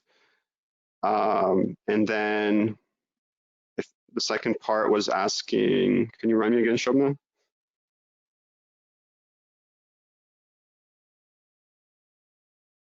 Actually, I don't have it in front of me anymore. It's basically like, what are the 2 metrics you're considering? Let me try to go back to it. Hold on. Yeah, I was asking about, are you looking at frequency and emission limits, right? So we are in a perfectly engineered solution. Yeah, I think it would take into account your expected or actual frequency of these events and the allowable emissions that go with that, right? And the more infrequent you have a start, the higher your emissions could be, and we get the same benefit out of it. In reality, trying to mechanize that into a rulemaking and a regulatory requirement is probably not doable. So what we were looking at was on slide 39, the next slide.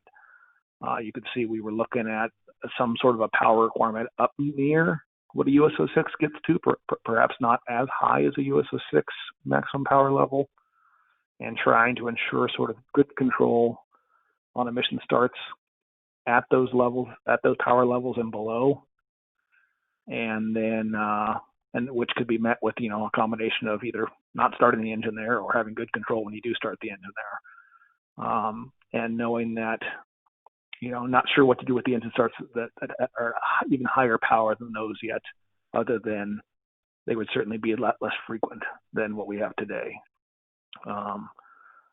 So we would, you know, if we took this approach here, we would probably be making sure we have good emission levels for that power level and below, and just counting on the other higher power levels to be much less frequent occurrences in the real world.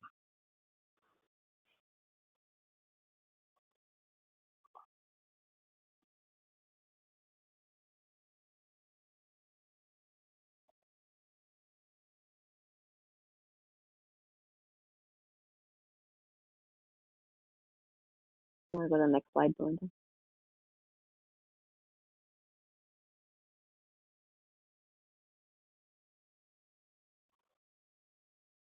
On slide 36, can you clarify, in addition to a 5-second target for engine out emission reductions, are you considering shortening the idle time on the FTP to 7 seconds? Mike, do you want to take that? Sure. You know, so from where we're at in our analysis right now, we think a 5-second idle, shorter than a 5-second idle, we really just, there's not a lot anybody can do about it. I know it unfortunately happens a lot. There's just not too much that can be done. So we were looking at trying to bound the situation by trying to have some sort of standard that applies a 5-second idle, the existing standard that applies a 20-second idle, and make sure anything in between there also has good behavior. So we don't think we would need to change the FTP to all those intermediate points. You know, if we had good control at a 5-second idle, good control at 20-second idle, a manufacturer, when he started, didn't know if he was going to be a drive off at a 5-second or wait around for 20 seconds. He'd have to focus on both engine out reductions and warming up the catalyst. And, you know, I said, other than making sure we have good control between those points, one way we might do that is we could potentially conduct a test at any point in between 5 and 20 seconds and make sure they still pass. That might be a sort of a compliance check we could do, but the official FTP is obviously going to stay at a 20-second idle. We're not going to change that, but we are considering adding a 5-second version of the FTP and an emission limit with that. And I think the second question was the one that Marco kind of answered already, right? That all of the ACC changes we're looking at are primarily for post-2025 model year. So we're looking at, you know, a rulemaking that would happen, you know, in theory late next year, and would apply for 2026 and later model year vehicles. And as Marco said, it's very typical that we'll do some phase-ins or that kind of stuff on this stuff, right, rather than slam everything in 1 year. So that comes down to, you know, when we look at all the different requirements we have in place and trying to slot them in and make sure manufacturers can allot resources reasonably and not have to do something all in 1 year for the 2026 model year or something like that. But in general, all of these things are looking at 2026 and later model year vehicles.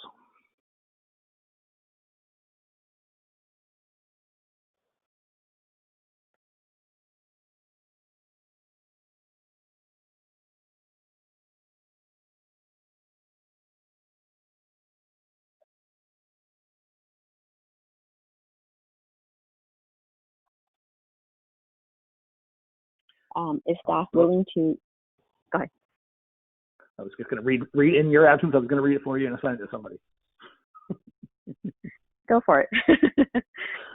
The question was staff willing to do regulatory reduction as well, or maybe deregulatory actions is the right phrase there. For example, do we really need to keep reporting on SULEV anti-backsliding? Absolutely, we would want to get rid of things that we don't need anymore. And you're right that the SULEV anti-backsliding was intended to be a backstop until the fleet average got low enough that it required mostly SULEVs anyway.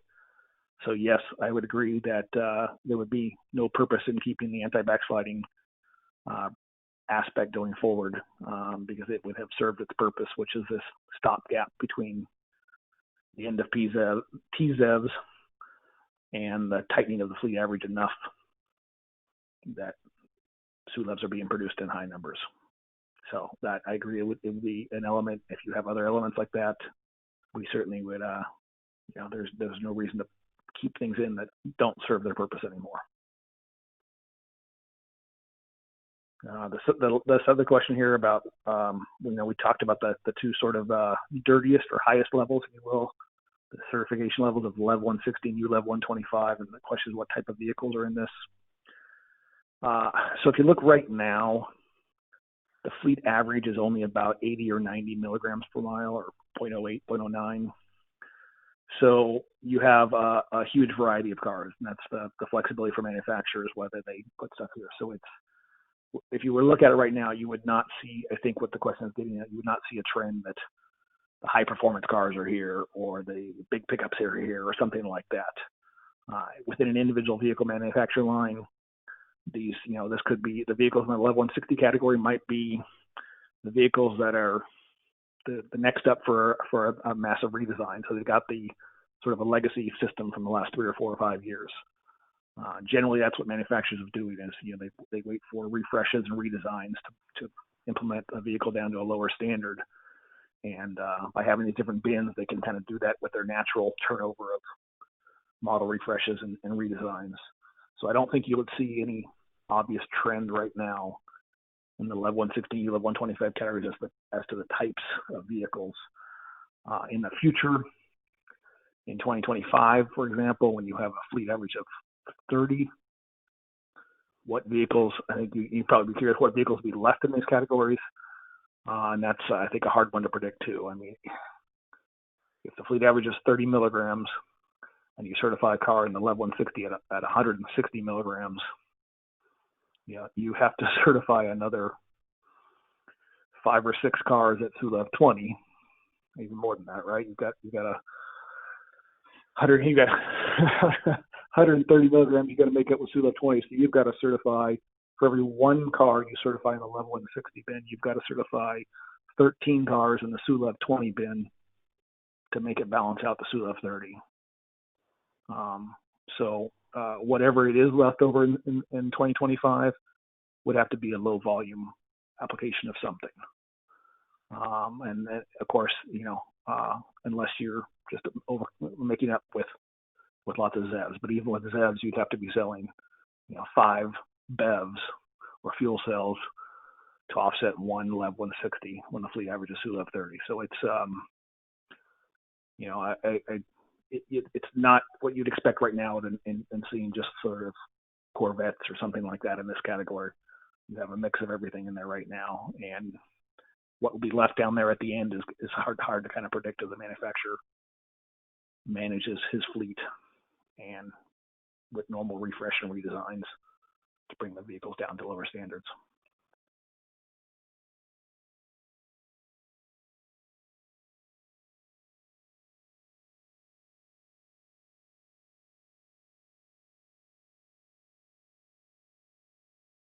Okay, we have a few, trying to put all of our PM questions here.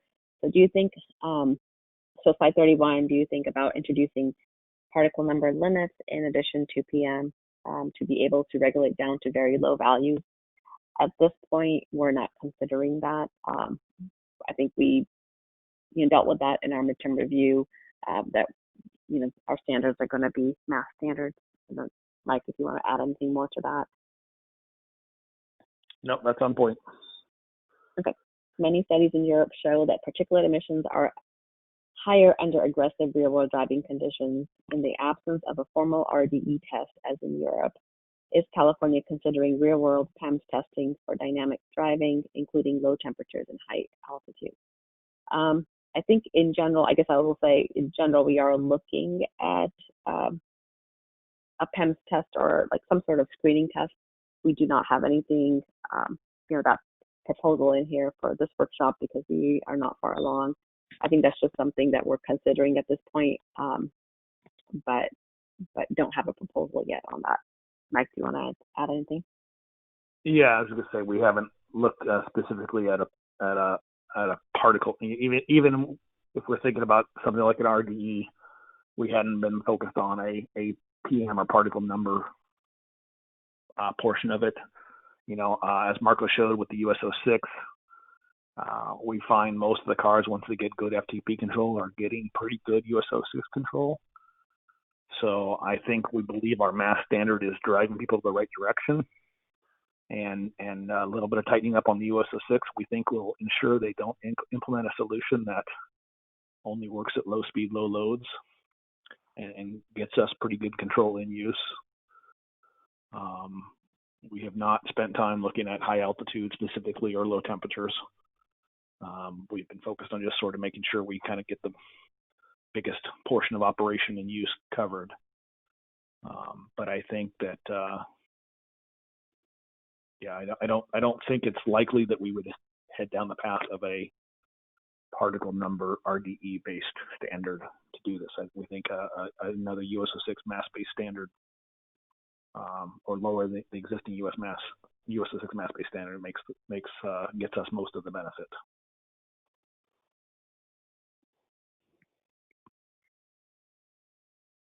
Okay, what is your assessment on the fraction of the passenger car fleet which will adopt gasoline or GPF, gasoline particulate filters, with the PM tightening being proposed here? The US is the only major market which will have very little GPF adoption under current regs. What additional steps, incentives can be adopted? I would say that, you know, the testing that we have done looking at the cars that meet the 3 milligram PM standard now, they do, you know, they're also doing very well in the US06, and they do not have GPF. And Kevin, you can correct me if I'm wrong. I don't think any of our test vehicles had GPF. So That's correct. Yeah, that's correct. Okay. So I don't think that's what we are proposing here, that the vehicles would you know, adopt GPF to meet the lower US06 standard for PM. Mike, do you want to add anything else? Yeah, I'd just say that right now you know, it could be an option for somebody that has a particularly difficult application to solve, or it could be an option for somebody who just chooses that way to harmonize with something they're doing somewhere else. But you know, there are implications if you put a GPF on a vehicle here, which includes onboard diagnostic implications. We in the US, when the manufacturer puts an emission control on the vehicle, that imposes requirements for them. We want to make sure that emission control is designed to the full useful life. They have to have warranty on that emission control. They have to have diagnostics on that emission control. Other markets don't have all those areas buttoned up necessarily. So you can put something on there like a GPF without needing to have to monitor it or warranty or ensure it lasts for full useful life, and some of the kind of things that we do here in the US. So there are extra hurdles somebody would have to do to apply it here in the US. Those are not unsurmountable hurdles, but they're not insignificant by any means at all. So I think to the extent a manufacturer can solve this problem without the use of a GPF, they would prefer to do so. That said, there certainly appear to be some emission benefits if you could get everybody to a GPF. I don't know if they would pencil out as cost-effective ones, but there is some potential GHG benefits.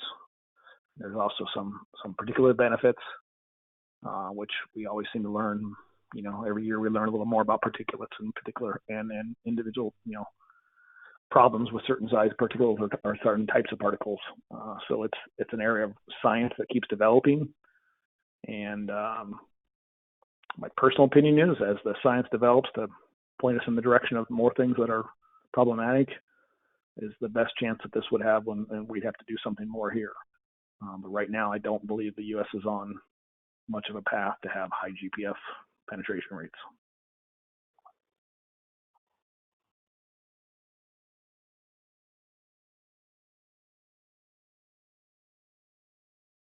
Okay, we have quite a few questions left here, so I'm just going to try to go through them a little quickly and try to get done by 11 so we can start our other session.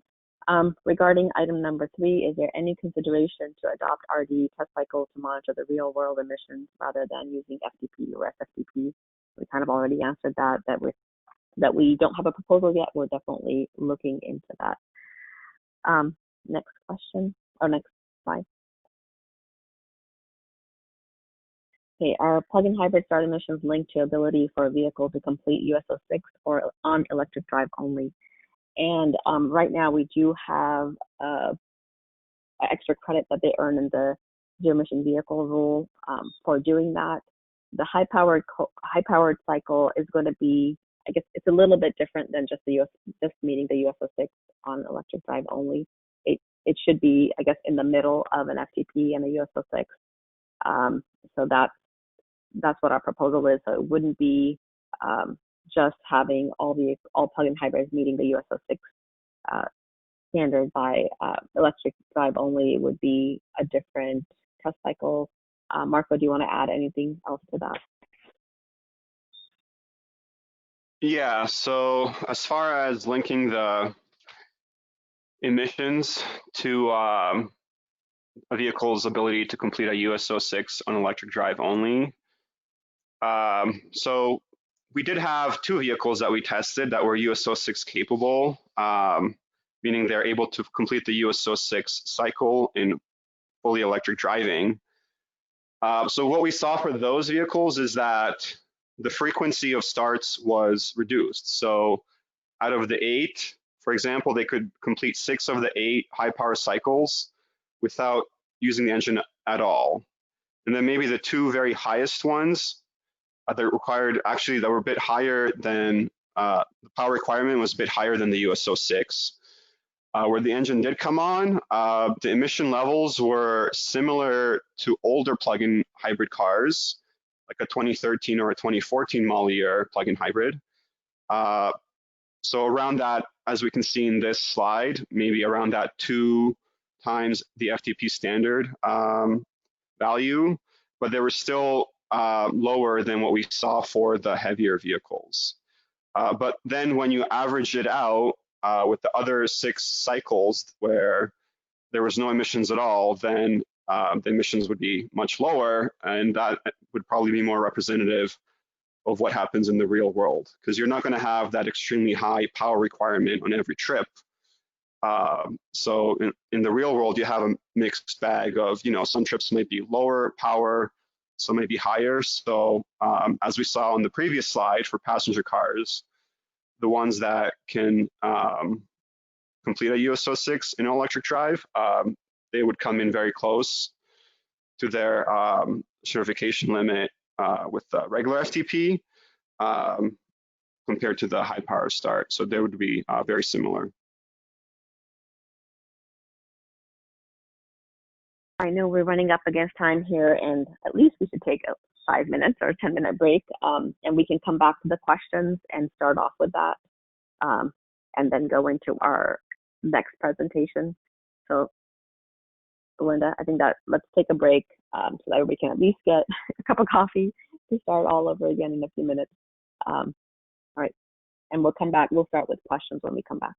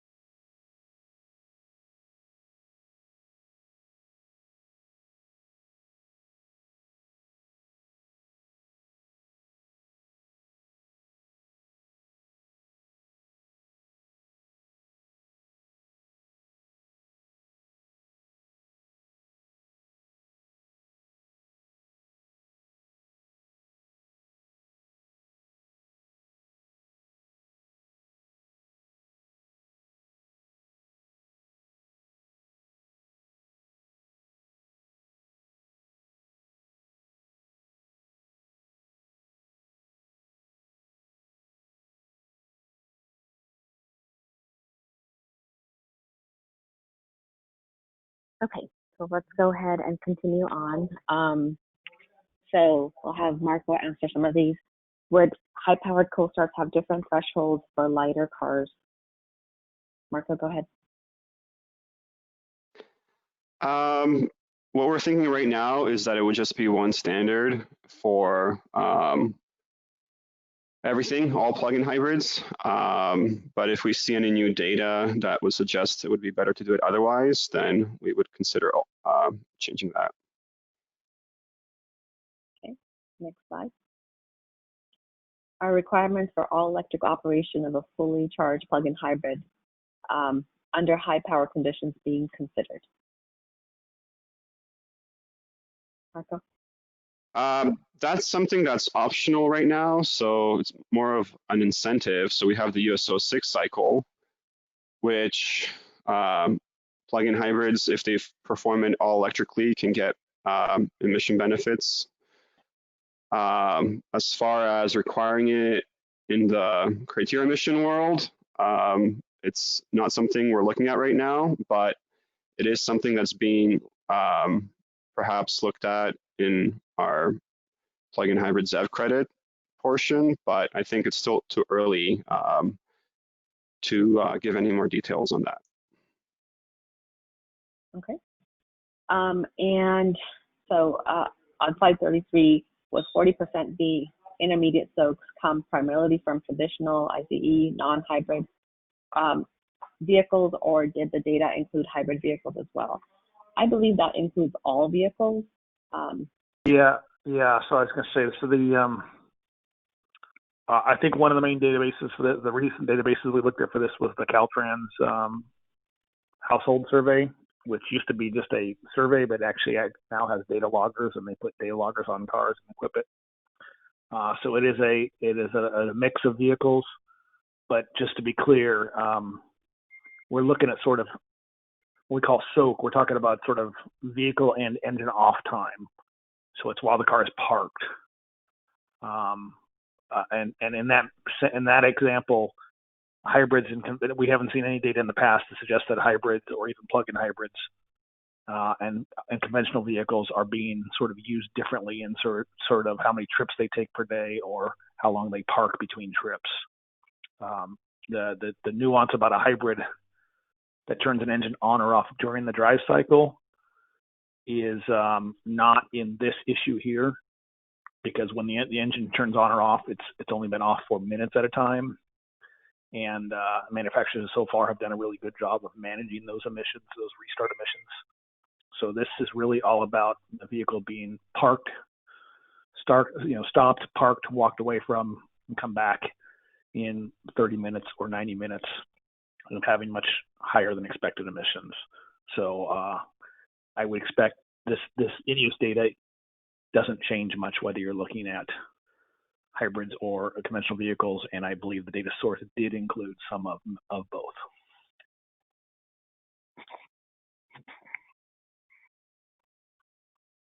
Okay, Belinda, let's go to the next question. Have you done any new research into sustained high load, example, uphill driving emissions?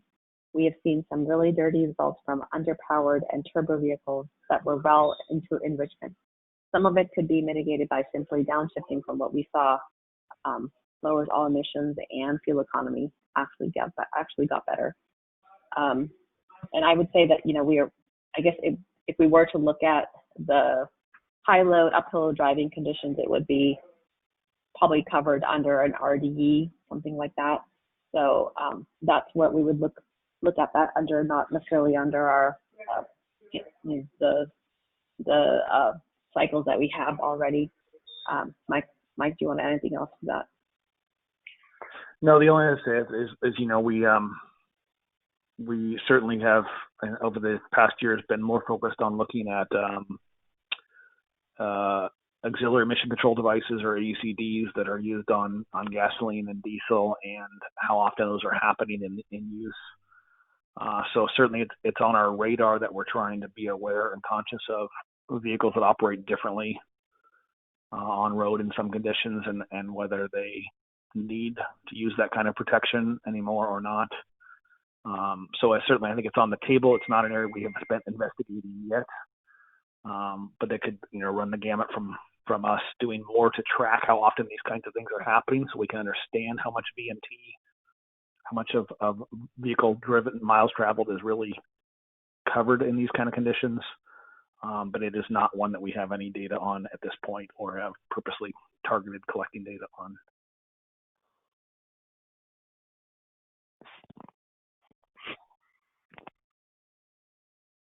Okay, in looking at the fleet as a whole, response to question on slide 18 and 19, can you start to consider near-term wide availability of standardized kits to convert diesel trucks and buses to full battery electric at low cost? Mike, do you want to take that? I guess the first thing I would say is we're usually, for this regulation, it's all for new vehicles, so I would not consider, we're not considering something that would be a conversion to a vehicle that's already on the road. Right. I mean, right. What we've been talking about today would be regulations for new vehicles. That said, CARB has in the past and then other times looked at other requirements for on-the-road vehicles or stuff like that. Where we don't have the experts on the phone today for the people at CARB that are more in the heavy-duty sector and or have looked at the heavy-duty zero-emission requirements and some of those fleet requirements. So I think we don't quite have the right people on the phone to talk about this, but in general, our proposal today is really about new vehicle requirements. And that said, when we're trying to get to carbon neutrality and you're trying to get to ozone targets in the future, a lot of things have to be on the table as possibilities. And so there's probably a group of people looking at the possibility of doing something like this and whether you can do it with incentives, especially like in the South Coast Air Basin where you may need it or something like that. But it's not something that's part of the team on the phone today with the Advanced Clean Cars.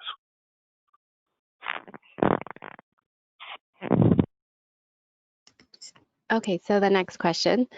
If you wait until 2025 to 2026 to implement the stricter standard, it may be almost moot because by then new BEV cars and other vehicles will cost less than new ICE and PHEV vehicles because batteries will cost $70 per kilowatt hour or below. Motors and batteries will be 1,000,000 mile and availability of both will be total. Conversion kits will also be standardized, ubiquitous, and highly cost-effective compared to continued ICE operation of a given vehicle and to purchase a new vehicle. That means that given the superior driving and riding experience of electric vehicles, ICE vehicle sales will plummet, and maybe people will convert their old vehicles to BEVs.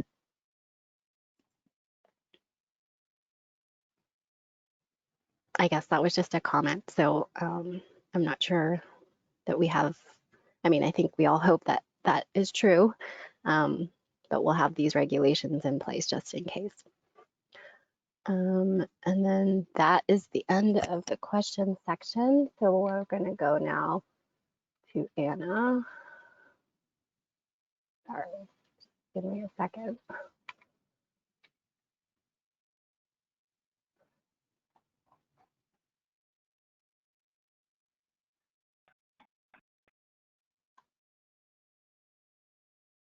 Good morning still, everyone. My name is Anna Wong, and I'm going to be presenting today's ZEV-related proposals.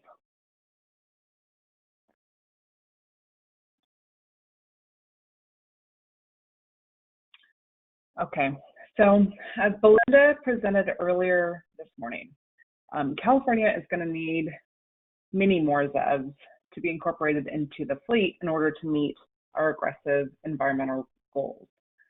So right now we average between 7 and 10% of annual new vehicle sales being ZEVs and plug-in hybrids, which has resulted in about 1% of California's on-road fleet having a plug or a fuel cell. So before we take on the task of creating a regulatory proposal to increase the annual ZEV requirements, it's important to acknowledge that something revolutionary will need to be done to support such wide-scale adoption of these vehicles. Studies have continued to show and confirm that new and used car buyers have concerns about vehicle range and battery life and durability and repairability of those vehicles.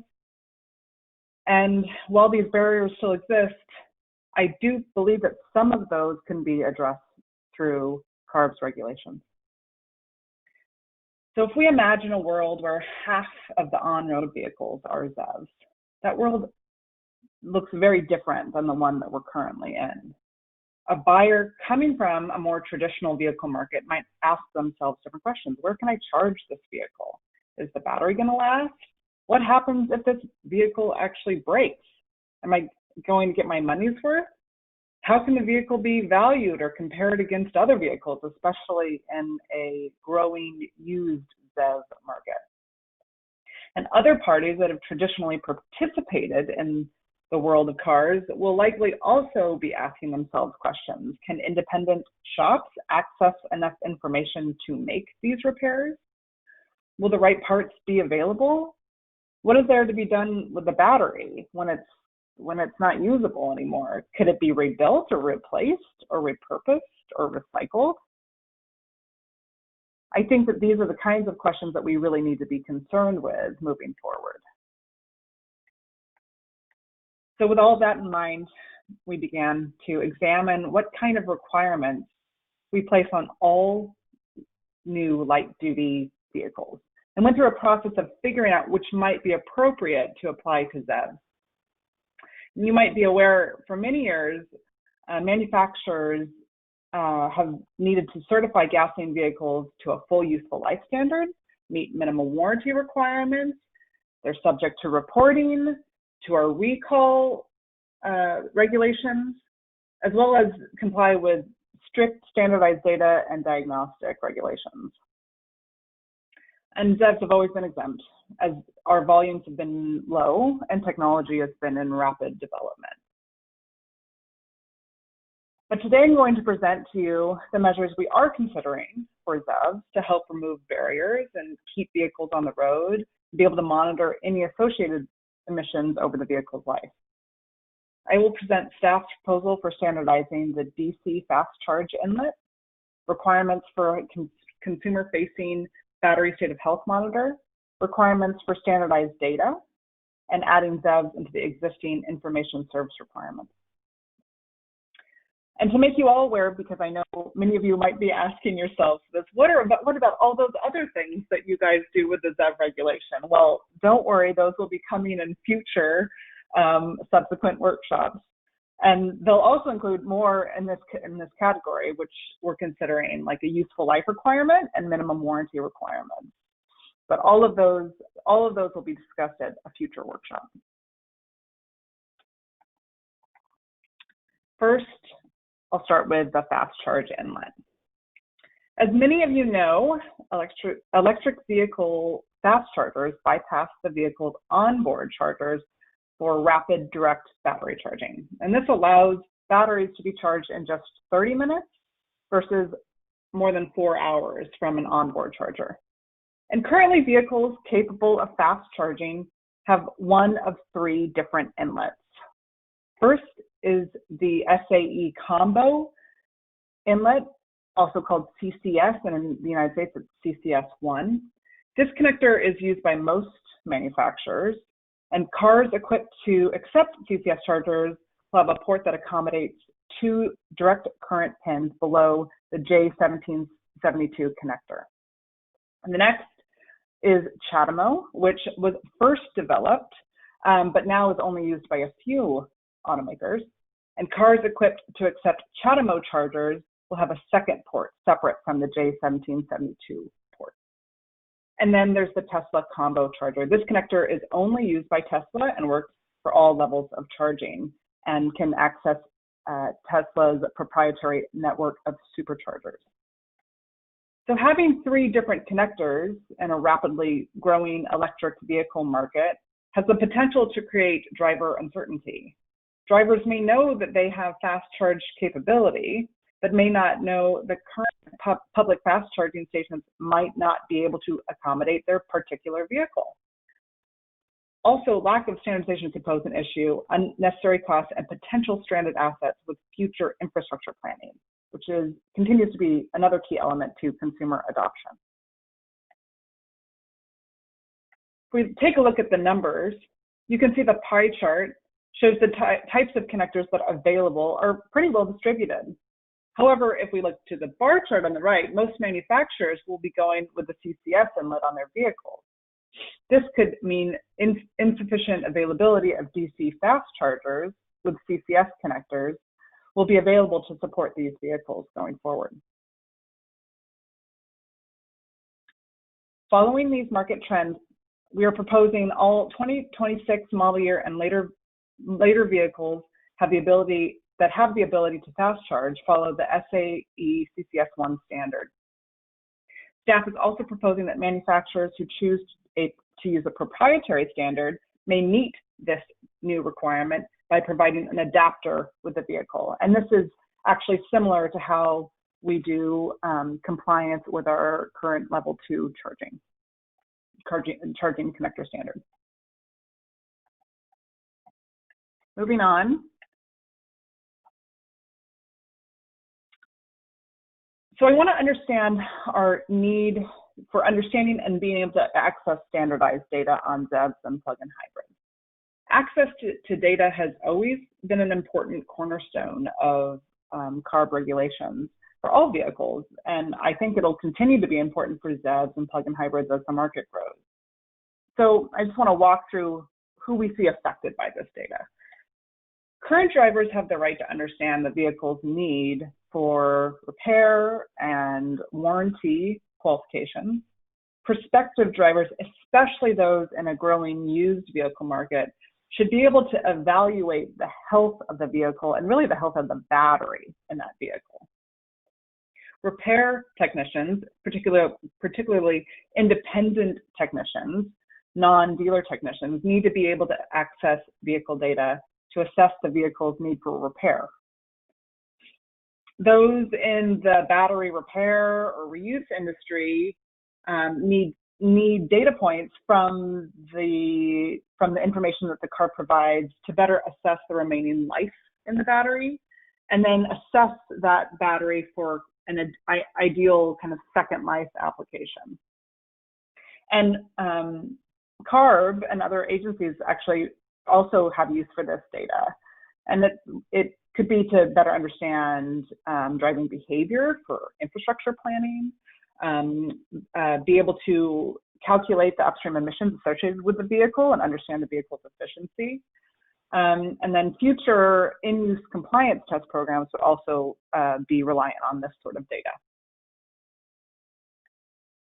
Beginning with our battery state of health proposal, I did want to let everyone know we've been participating in an international working group through the United Nations on an effort to standardize battery state of health, and that's a large group of people that are working towards this.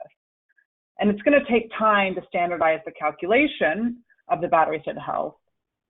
But many seem to be coalescing on what battery state of health should be based on. And so in line with the work of that international standards group, we're proposing vehicles' battery state of health be based on battery capacity as determined by the SAE J1634 dyno test, and be within a certain accuracy of what is determined on that test, and a yet to be determined minimum frequency, which we're soliciting comment on right now. Staff is also proposing that this parameter be normalized on a 0 to 100% scale, so it is always referencing back to when the vehicle and its battery was new. And then lastly, staff proposes that in addition to the state of health being able to be accessed by a standardized tool and communication protocol, that this metric also be accessed by a driver without the use of a standardized tool. And we do want to note that some manufacturers are doing this today, but some are not. And we believe that this is an important parameter to move forward with. Moving on to beyond battery state health to more data on the vehicle, I want to draw people's attention to the slides that we posted yesterday. There's an appendix slide that I'm not going to walk through right now, and it has more specifics as to the type of data we're thinking about standardizing across ZEVs and plug-in hybrids. But I do want to walk through kind of the 5 purposes for the data and how we thought through what kind of data would be important to standardize on these vehicles. First is the battery state of health, which I just talked through, and these data explain the health of the battery as related to when the vehicle is certified. Next is grid energy use, which helps explain the efficiency of the vehicle and the vehicle's upstream emissions. Next is data related to vehicle dynamometer testing, which are all parameters used in standardized testing during certification and future in-use compliance programs that have not yet been put in place. Then we have the data necessary for battery repair, which includes information such as faults within individual modules and cells, and information about the condition of the battery. And then last is kind of this category of activity, which helps CARB as we understand how the vehicle is being used, and possibly maybe where that how that vehicle is being charged, what kind of charging that vehicle is accessing. Overall, we're proposing that vehicles are equipped with a standardized data connector and follow standardized communication protocols to be able to access this information on the vehicle. And I'm going to go to my last proposal here that I'm going to talk about today. Okay, so to round off our proposals, I want to talk about the proposal to add ZEVs into California's service information requirements. And again, I do want to note that some manufacturers are already in compliance with this provision. So staff is proposing manufacturers will need to make ZEV powertrain service and repair information available to independent technicians through compliance with our existing service information requirements. This ensures access to vital information pertaining to the ZEV powertrain, which we're defining as all components and systems related to refueling and propulsion, including regenerative braking, and make that information available to non-dealer technicians. Inclusion in this rule would also include standardized reprogramming and licensing with aftermarket diagnostic tool providers. And this is all to help ensure that independent repair shops can participate in this growing market as more ZEVs and even more plug-in hybrids are added to California's fleet. So with that, I'm going to stop. I'll turn it back over to Shobna and Belinda so we can go through any questions that folks had during my presentation.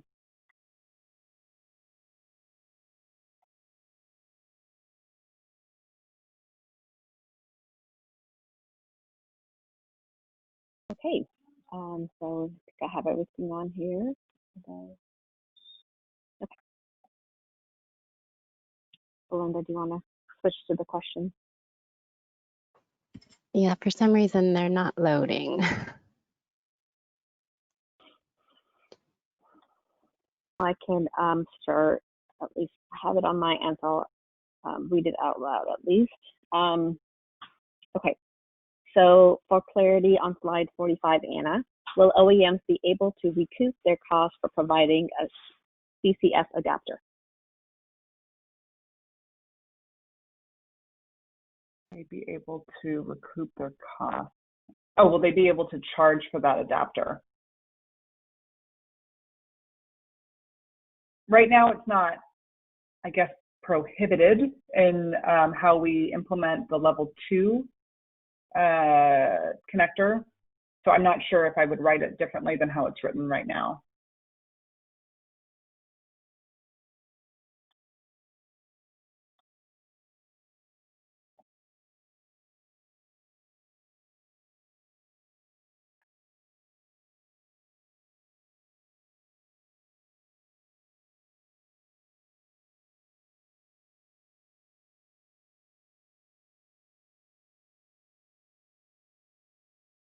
Okay, now it's loaded.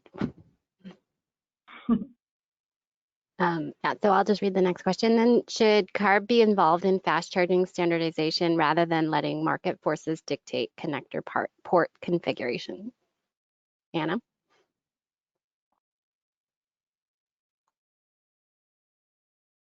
We believe that it's important to make sure to send the right signals to ensure that these vehicles are able to be used.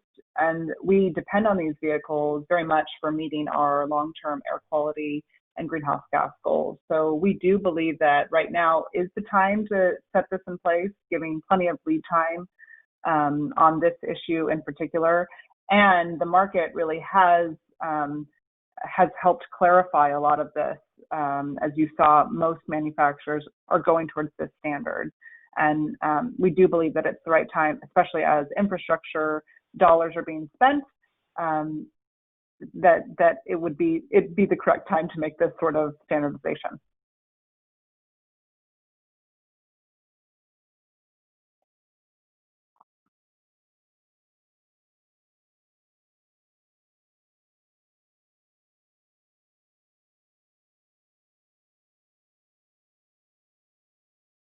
Okay, so slide 41 and 42, the ZEV assurance measures. There's a quote from Car and Driver magazine, and they basically conducted on-road range testing and found nearly indicated range for the two models in spite of the 150-mile claim Tesla Advantage. The question is, what assurance measures are staff considering taking to protect and better inform consumers that on-road advertised range numbers are accurate and consumers can use these numbers to make informed decisions? Is EPA's dynamometers loading process robustness, probably robust enough? Are 50 to 60-year-old gasoline emission test cycles applicable to ZEVs? Battery state of health, standardized charging is a start. I don't know if Mike or Anna want to take this one. I can jump in. This is Mike. So, you know, this is one of the one area we are looking at, right? So Anna talked about we're thinking about some things for a full useful life standard or some other sort of durability type requirements, and we're trying to look at this kind of look a little bit at range and usable battery capacity. But the other thing she talked about was standardized data, and a few things that we think we would be able to tease if we had data on the vehicles and could look at them, and we could start to get an indication of what kind of efficiency we're seeing in use, kind of a kilowatt hour per mile type of range, thing like that. And that would inform this question very much right on point, because it would, one of the main purposes would be to look at that data and see if the test cycles being used to certify the vehicle line up with how vehicles are actually being used on the road, and to make changes as necessary. So I think that's something that right now I don't think we have anything to believe that BEVs are being used in a completely different manner than gasoline vehicles.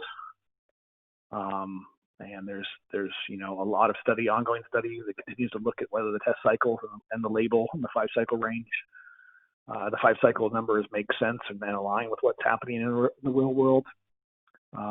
So I don't think we have anything concrete yet, but we were trying to put steps in place so we would better be able to answer this question in the future.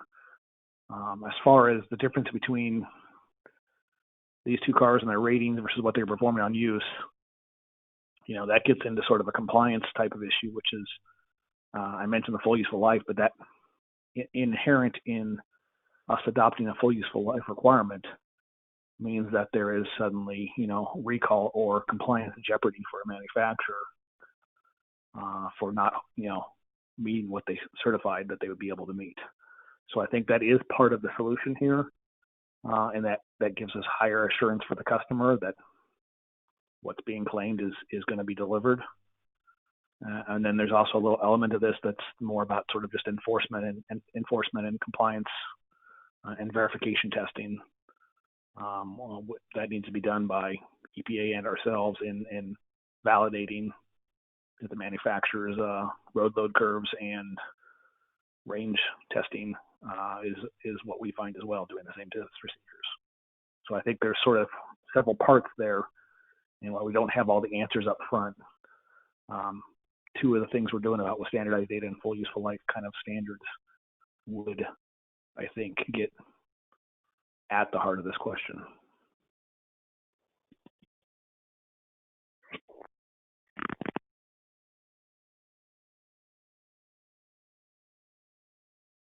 Hey, is CARB looking at adjusting other credits in the overall ACC II scheme besides those specifically related to ZEVs and criteria pollutants? If so, how is CARB thinking about which credits to adjust? If we had a real workshop right now, I would ask for some clarification on this question. So I guess, I don't know if Mike or Joshua or anyone has a better grasp of what this question is asking. No, I mean, you know, in general, right, we have a criteria pollutant requirement. It's usually a fleet average, and manufacturers can bank and trade credits if they if they do better than those and use those to make up deficits. Same thing happens in the GHG space, and to a large degree, the same thing happens in the ZEV space, where they have a credit obligation. They can earn credits, they can bank credits in excess of that.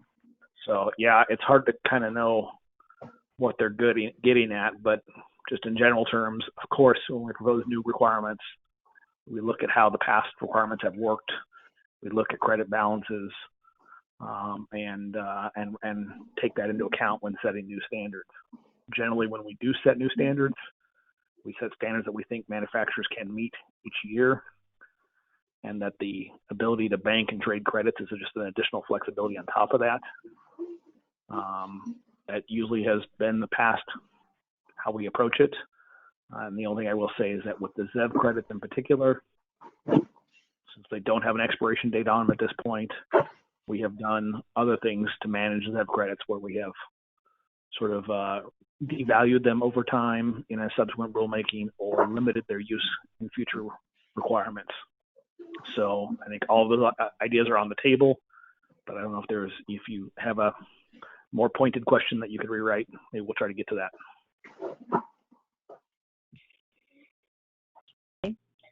Some vehicles, mainly plug-in hybrids, would not need to equip fast charge, would not need to be fast charge capable. Will those vehicles be eligible to get ZEV credits? And I can let Anna take this one. At this workshop, we're not presenting any changes to ZEV credits. That's something that we will present in future workshops. Anna, do you want to add anything else to that? We're not requiring all plug-in hybrids to be fast charge capable. Just any vehicle that is fast charge capable would need to meet this inlet standard. And then I also wanted to mention, because I didn't mention this would not be a requirement for ZEV credits. This would be a requirement for certification in order to operate in California.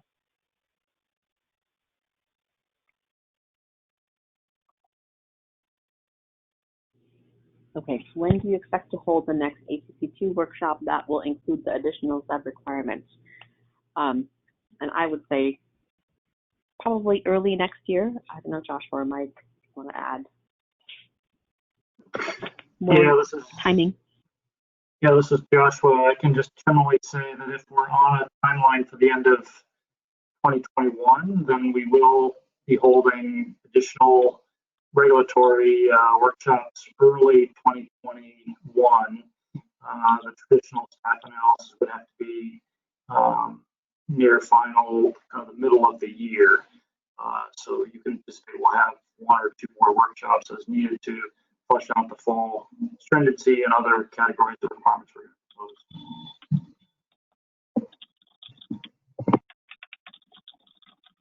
Okay, slide 48 is the standardized data connector and OBD port. Anna. Yes. Next question. Yeah, it is. Yeah. There has been many media stories about soon to be commercialized million-mile batteries. Will CARB increase warranty requirements for battery lifetime? We're in development of what would be appropriate for a minimum warranty requirement from our regulations. If you kind of look into minimum warranty requirements that we have for all cars, they might just be different than what you would expect that we have on them. So they would be of similar caliber for ZEVs. So I'm not sure exactly how those are going to shape up. Hence why we don't have a proposal. But if this commenter, again, if you have thoughts about what you'd like to see there, we're taking comment on what the appropriate requirements are now to develop a proposal.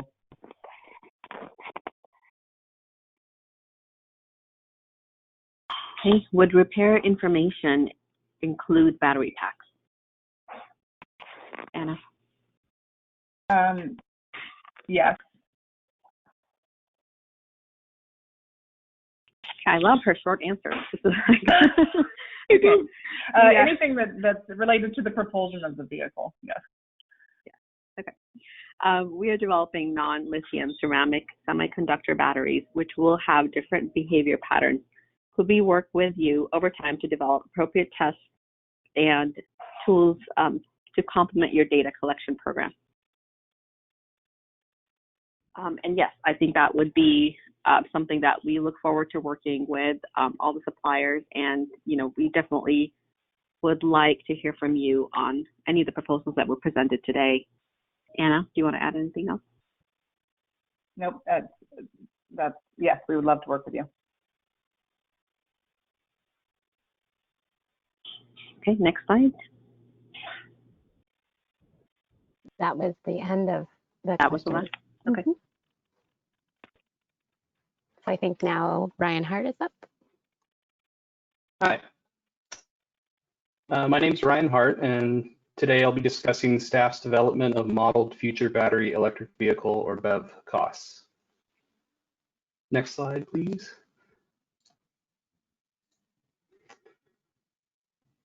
Understanding technology costs required by a regulation are necessary to appropriately cost the implementation of that regulation. Previous regulatory development has modeled BEV costs for various vehicle types and platforms and across different performance specifications. This was done by creating BEV technology packages that could be placed on existing platforms. The first step in that process has generally involved determining the performance specifications of a vehicle type.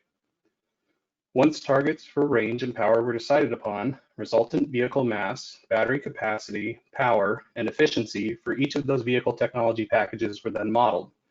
The next step involved costing out those BEV-specific components, which included the battery, the electric motor and gearbox, inverters, DC to DC converters, onboard chargers, and other non-battery components. That technology package and its costs would then be placed on a vehicle where a traditional baseline ICE powertrain was removed. An example of the results of that process for the TAR can be seen in the table on the right. The values in the table represent the incremental costs in 2013 dollars of a model year 2025 200-mile range battery electric vehicle relative to a baseline conventional ICE powertrain vehicle for each of the identified vehicle categories. For example, a model year 2025 large car with a BEV 200 technology package was previously calculated to carry an additional $16,746 in cost over a baseline large car. This leads to the question, what is staff planning on doing in regards to modeling BEV costs for the next round of regulations? Next slide. Our current BEV modeling and costing process is similar to what has been done for previous regulations. As described in the previous slide, the first step is to define the categories and performance characteristics of the vehicles to be modeled. So, what performance characteristics do we think are appropriate for future battery electric vehicles? Most newer electric cars and small SUVs/CUVs seem to have consumer-facing label ranges of between 250 and 350 miles. Accordingly, we're starting with an assumption that products will average out to about 300 miles of range in these vehicle segments. In the higher weight, towing capable truck and SUV space, there are very few, if any, currently available models. but there have been several announcements from various manufacturers. It appears that most of those announcements identified ranges of the higher volume offerings of between 300 and 400 miles. Again, as a starting point, we are looking at an average of about 350 miles across these larger, higher weight towing capable vehicle categories. If anyone has particular thoughts on these range, we welcome the feedback and other factors you think we should be considering in selecting the appropriate ranges to consider. Once range targets have been determined, the next step involves estimating things that affect vehicle road loads like aerodynamics, tire rolling resistance, and then identifying powertrain efficiency and initial energy capacity and mass of the battery. Those vehicle parameters are then run through a model like National Renewable Laboratories FASTSIM to calculate a projected range of performance. If the modeled range or performance are not considered acceptable, like the modeled range is not close enough to the target range, battery capacity and/or powertrain power are adjusted and run through the range and performance projection model again. This process is iterated through until range and desired performance characteristics are met and things can move on to the costing phase. Next slide, please. Once performance characteristics and parameters of the vehicle packages have been determined from the method shown on the previous slide, BEV-specific components can be costed. One of the biggest costs of any BEV, particularly longer range BEVs, is the battery. There are several tools and pieces of information available to model battery costs. Staff is currently relying on Argonne National Laboratories Battery Pack and Costing Model, or BATPAC. Targets and projections put out by the U.S. Department of Energy and a collection of other sources like Total Battery Consulting's annual XEV Insider reports, Bloomberg New Energy Finance's EV Outlook reports, UBS Chevrolet Bolt EV Teardown, information gathered at conferences like the Advanced Automotive Battery Conference, SAE's Hybrid and Electric Vehicles Technology Symposiums, and other publicly available information. The general methodologies to synthesize these tools and information into battery cost projections has been to use BATPAC as a starting point and build from there. While BATPAC is a great tool, it has some limitations. It has a fixed set of battery chemistries available to users and does not project improvements over time. BATPAC is a bottom-up cost model of a battery plant that models a user-determined battery pack design at a user input manufacturing volume.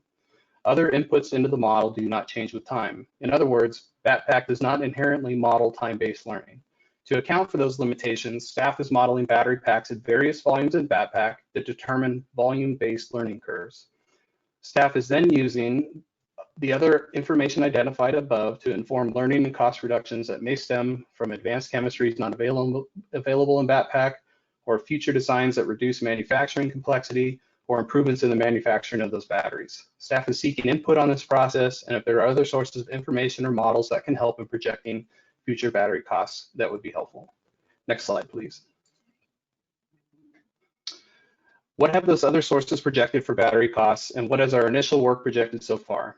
Most projections and announcements show battery costs continuing to fall quickly in the near term. In the longer term, it's more difficult to ascertain what those costs may be, because there's uncertainty around what chemistries may be developed, how constituent material costs may change, what those constituent materials may be, if there are continued improvements in manufacturing efficiency, better QA/QC processes, etc.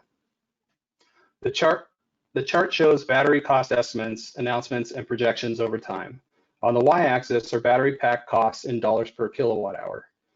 On the x-axis are the years in which those estimates, announcements, and projections have been made, or for which they have been made. The chart shows battery costs. Our initial modeling based on the methodology outlined in the previous slide are identified on the chart with the diamond-shaped points. Those points show battery pack costs of about $105 per kilowatt hour in 2027 and $85 per kilowatt hour in 2035. Next slide, please. With battery costs determined, the rest of the BEV powertrain costs need to be modeled. Non-battery components include the electric motor and gearbox, or multiple of those if the vehicle has more than one motor or gearbox, and the inverters associated with those electric motors. The list also includes the DC-DC converter, high voltage cabling and control unit, the onboard charger, additional thermal management components, and the included convenience charging cord set. We are using several sources of information to inform the development of these costs, like the CARB contracted Ricardo hybrid electric vehicle component teardowns, Monroe's Tesla Model 3 teardown, Monroe's Chevrolet Bolt EV, BMW i3, and Tesla Model 3 comparison report and UBS's Chevrolet Bolt EV teardown. As an example, our draft LEV 300 passenger car non-battery component costs in current dollars are estimated to be $4,100 in 2027 and will fall roughly $500 to $3,600 in 2035. Again, we're seeking input on additional available sources of information, projected future costs of those components, and whether or not some of those components will be consolidated in the future. Next slide. What other work are we doing to determine future BEV costs? There are still several areas to improve upon previous and recent work to better project those costs. One such example is that previous modeling has not taken into account component efficiency improving over time. This results in future vehicle efficiencies and battery sizes that are likely larger than necessary for a given range. We plan to examine and are seeking input on current and future component efficiencies and how those may affect overall BEV powertrain efficiency in the future. Additionally, there are several other areas in need of further investigation. Ford Motor Company's CEO strategic update on October 3rd of 2017 displayed the slide, which is shown here on the right. Ford identified that production of BEV products could change how automobiles are manufactured. That can include things like a reduction of 50% in required manufacturing floor space, a 50% reduction in capital investment, and other potential changes and flexibilities in manufacturing facilities. Those changes could affect BEV costs beyond the battery and non-battery components. We will also be investigating and are seeking input on how to best capture current and future criteria pollutant emissions costs. Past analysis have attempted to quantify some avoided future incremental hardware and calibration costs, but only for future emission requirements. And they have accounted for some hardware savings, but mostly in the removal of direct manufacturing costs of components no longer needed. How should we be accounting for different costs at earlier stages of vehicle design that won't involve planning and design to accommodate emission controls, or the legacy of base emission calibration work that has been built up to be standard practice today, or even planning and costing for various elements from assembly line checks to in-use compliance testing for various requirements that are standard practice in the internal combustion world?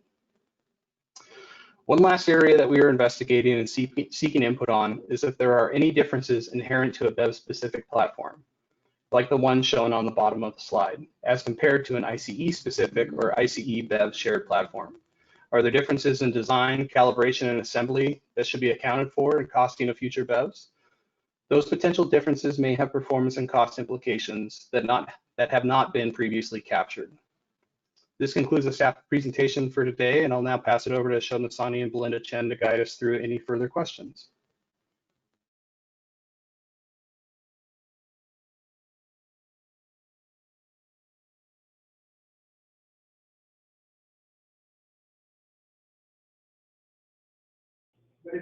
Okay, first question here is, what authority does CARB have to require standardization of fast charging? Pippin, if you're on, can you answer that question? Sure, Shobna. Took me a moment to hit the mute button. This is Pippin Brailer in the legal office for the California Air Resources Board.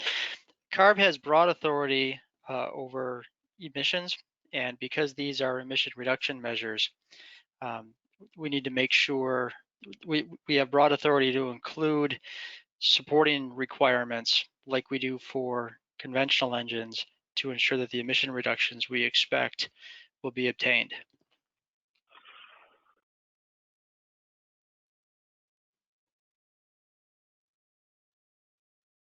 Okay. For clarity, is the intent of the battery state of health concept to allow customers to initiate a capacity test independently? Anna, do you want to answer that? It's not the intent actually to be done in that way. Again, I want to just harken back to what the slide said, and that we also like the test to be happening at some sort of minimum frequency. And so if, let's just say that there was an option on a vehicle to run a test if a driver so wanted to, I don't think that would really be in the spirit of what we're trying to do, which is easily accessible to the the driver and kind of up to date as of the most, as the vehicle is kind of in operation.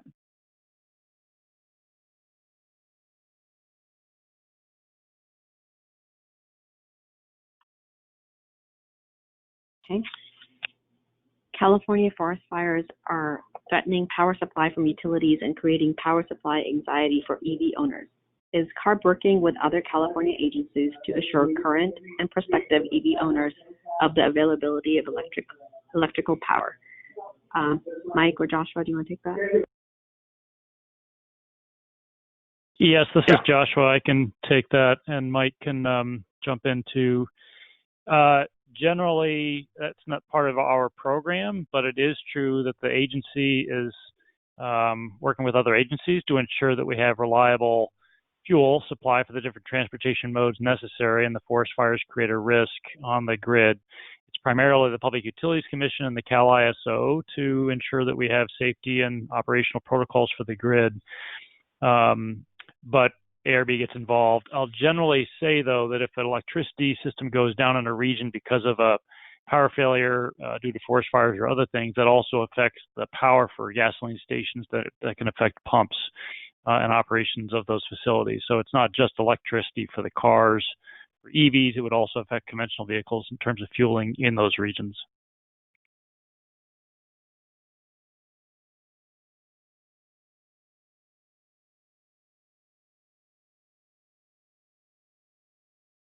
Okay, we had a couple of questions from the previous section, so we'll put them together here. Perhaps this is will CARB ever consider to allow light-duty ZEVs to earn NOx credits like heavy-duty low-NOx omnibus, although it's only allowed until 2026 model year, considering that the heavy-duty ACT ZEV sales requirements include Class 2B and 3 vehicles? Anna, I know we've looked at that a little bit. Do you want to answer that one? I'm not sure about the first part of the question, but I think that either Mike or Marco should jump on there. But for the heavy duty ZEV sales requirement, they aren't allowed to count in both. They can choose, but our plan is to remove the ability to earn credits for ZEVs in the Class 2B and 3 vehicles. Those will all go into the heavy duty program, and we will not issue credits anymore for ZEVs in those categories after, when the first year of the program starts. And then I don't know how you want to answer the NOx question. Yeah, on the first one. So right now, as Marco's slides allude to, light duty ZEVs are counted into a manufacturer's fleet average, which is a NMOG+NOx fleet average. So if the manufacturer exceeds, it does better than the fleet average requirement, they earn credits.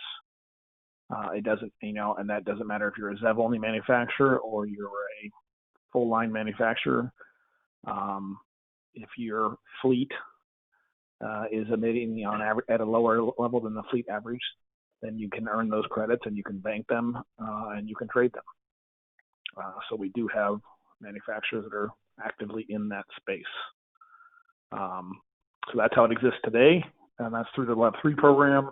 That's at least through 2025. And then as Marco alluded to, we are looking at things in the future that might change that, right? We were looking at a couple different ways on the options A and B of whether we would continue to include ZEVs in the fleet average, in which case they can help earn NOx credits. Again, then the light duty space, they're NMOG+NOx credits, or whether we would remove them altogether, in which case they would no longer be able to. But that's certainly, that's the lay of the land right now.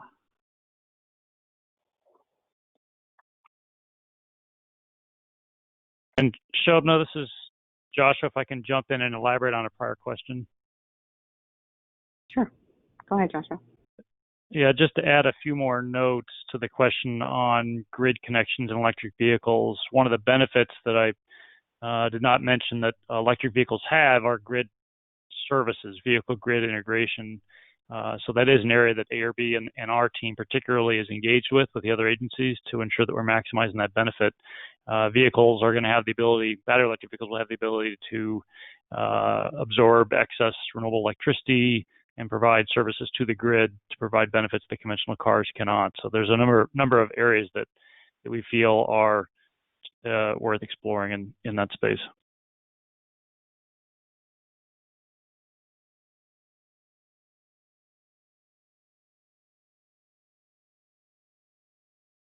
Okay, let's go to the next question. Joshua, you probably can take this one. This question probably, does a hydrogen ICE have a place in CARB's vision, for example, in credits, incentives, or separate regulation target? Sure, this is Joshua. I can take that question. Hydrogen combustion on board a vehicle certainly provides some greenhouse gas benefits in terms of the fuel cycle, but it still then has onboard combustion to a certain extent, depending on the NOx emissions. So it would not be a pure zero emission vehicle in that sense. So right now, hydrogen ICE vehicles are not considered a pure ZEV in our ZEV vehicle regulation. But they do get credit as a PZEV, just to let you guys know. They do get credit, and they can count like a plug-in hybrid does in terms of the regulation. Okay. Slide 51, our non-lithium battery pack will be under $70 per kilowatt by 2025. Argonne is looking at lithium batteries. Motors are vastly simpler than ICE drivetrains, thus they cost much more and last much longer. There's a lot of comments here, with far lower O&M costs during life. Transmissions are far simpler where needed at all. Finally, these technologies have also enabled challengers to enter the vehicle market at lower cost and higher performance than incumbents, providing competitive pressure to force incumbents to meet challenger offerings. I think that's all true and very optimistic. So they were definitely, waiting to see what happens in the ZEV market and for batteries as well. Anna, do you want to add anything to that, or we can go to the next slide? Let's go to the next one. Okay. Slide 55.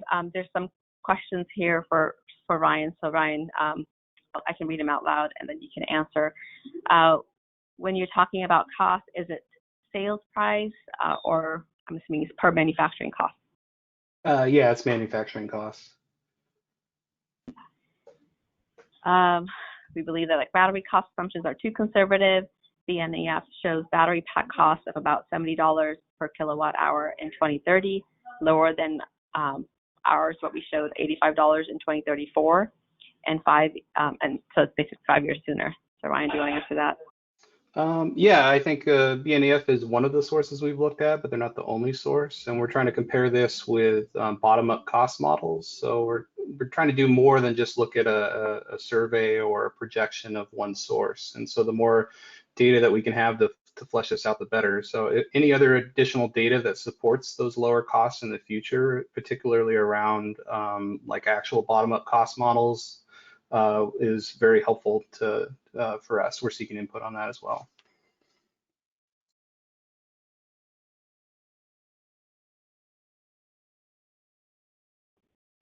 Okay. Would it be possible to add an additional slide to the appendix listing any of the outside reports, et cetera, referenced by staff in today's presentation?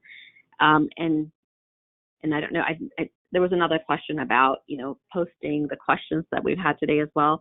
But I think as far as the questions, we probably will not post them with our slides, but we can definitely add additional slides with some of the sources that we're using.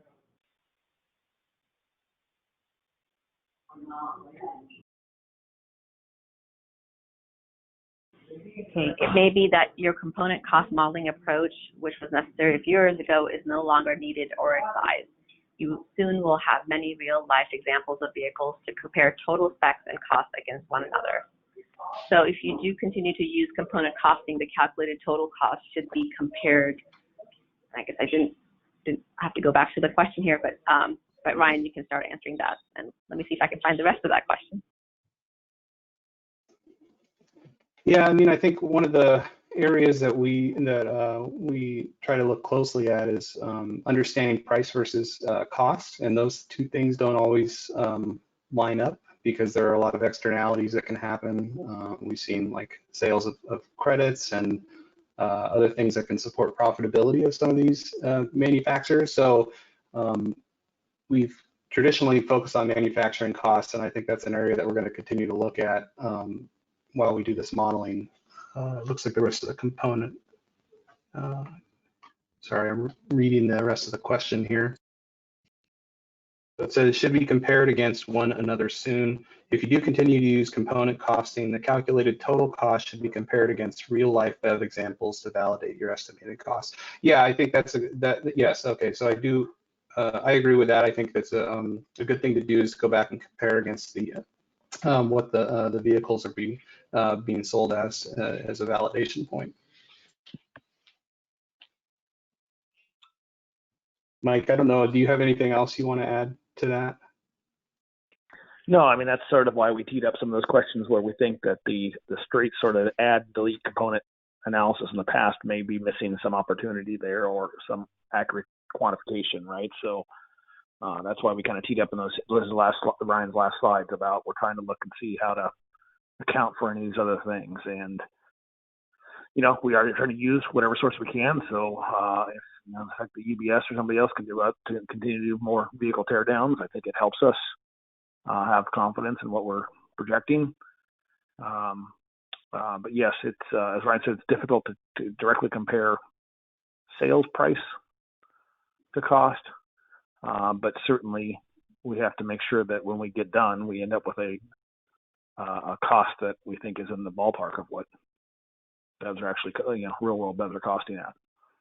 It's a hard one to know for sure, but you've got to be able to be some clue that you're in the ballpark. Okay, the next question is for Pippin. Are there any legal challenges that CARB could not start new regulations earlier than 2026? Hi, I certainly appreciate the name recognition. There are a few. We have the Administrative Procedure Act requirements that set out a rulemaking process. Well, following that, we do have to obtain a waiver of federal preemption from US EPA. There's also a lead time requirement in the Clean Air Act. And wrapped up with that are manufacturers' reliance interests and expectations, given that we have existing criteria standards out to the 2025 model year. So trying to you know, do something more aggressive than model year 2026, we'd have to consider all of those factors. And of course, we are hopeful and optimistic that we'll have our ZEV authority restored following challenges to the federal SAFE rule. So there are a number of legal reasons that make starting early, having a standard effective earlier than 2026, even for criteria standards where we have clear authority, is quite challenging.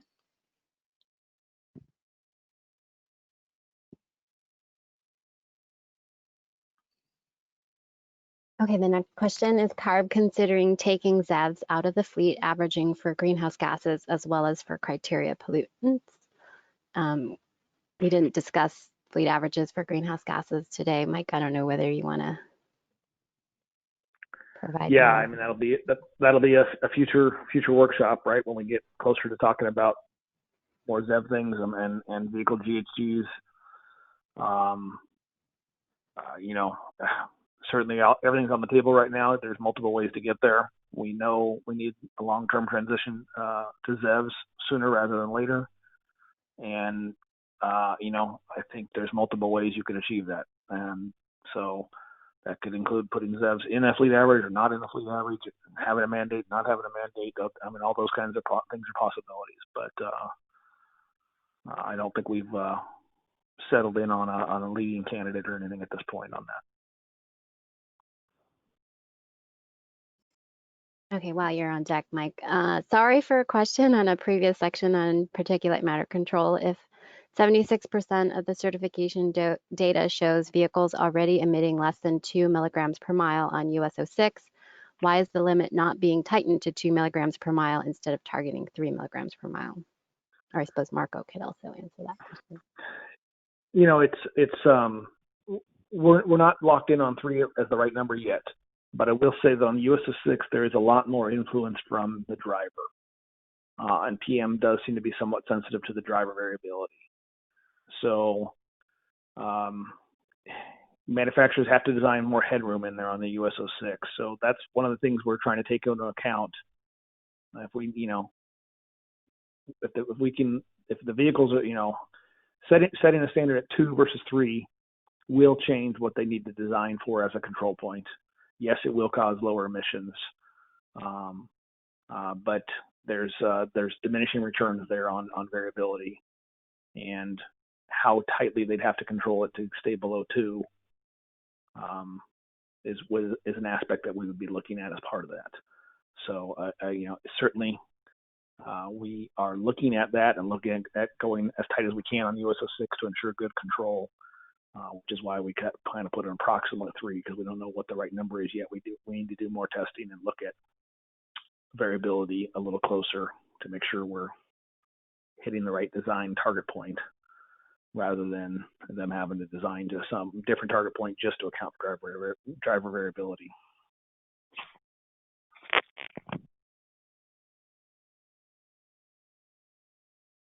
Okay, next question is from the earlier part. With regards to intermediate cold starts of plug-in hybrids during operation, might comment that additional control of these events were not necessary. This is in conflict with current certification compliance. Some OEMs have been required to provide intermediate warm-up during vehicle operation. Will this requirement be clarified in ACC II? Okay, so first off, we had a question about hybrids. So I answered the question about HEVs. We were talking about soaks and whether 40% of the soaks happen in a certain type of time frame. And I talked about on a HEV, when the engine restarts multiple times during the trip, we weren't talking about those soak times because those were really short and they had good control of those.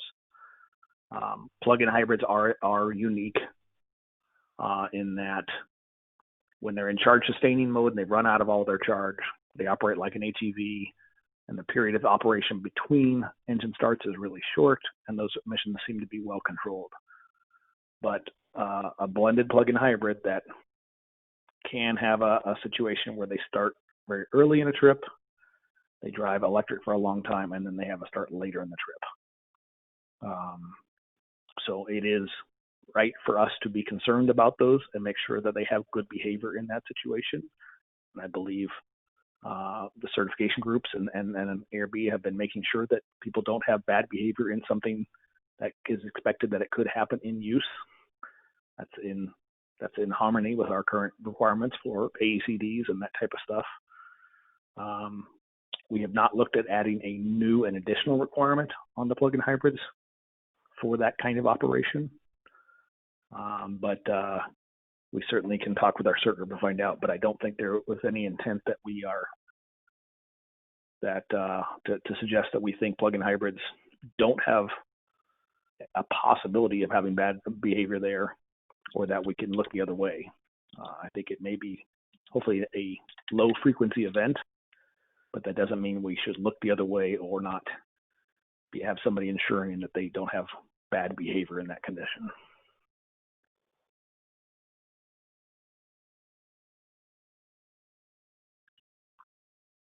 Okay. With new ZEV requirements, will the new ZEV requirements include provisions for NEVs and hydrogen ICEs like there are in the current regulations today? Anna, do you want to take that?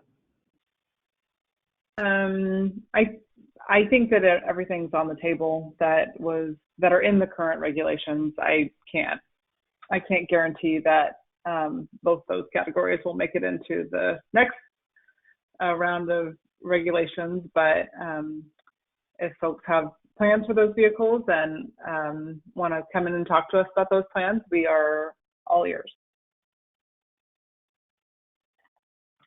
Okay, and the next one, Anna, as well. Has CARB staff considered ZEV credits for EV charging projects? I think that someone always brings it up during this time of year when we're considering changes to the ZEV regulation. But typically, we've tried to simplify the regulation over time to really get down to numbers of vehicles as close as we can.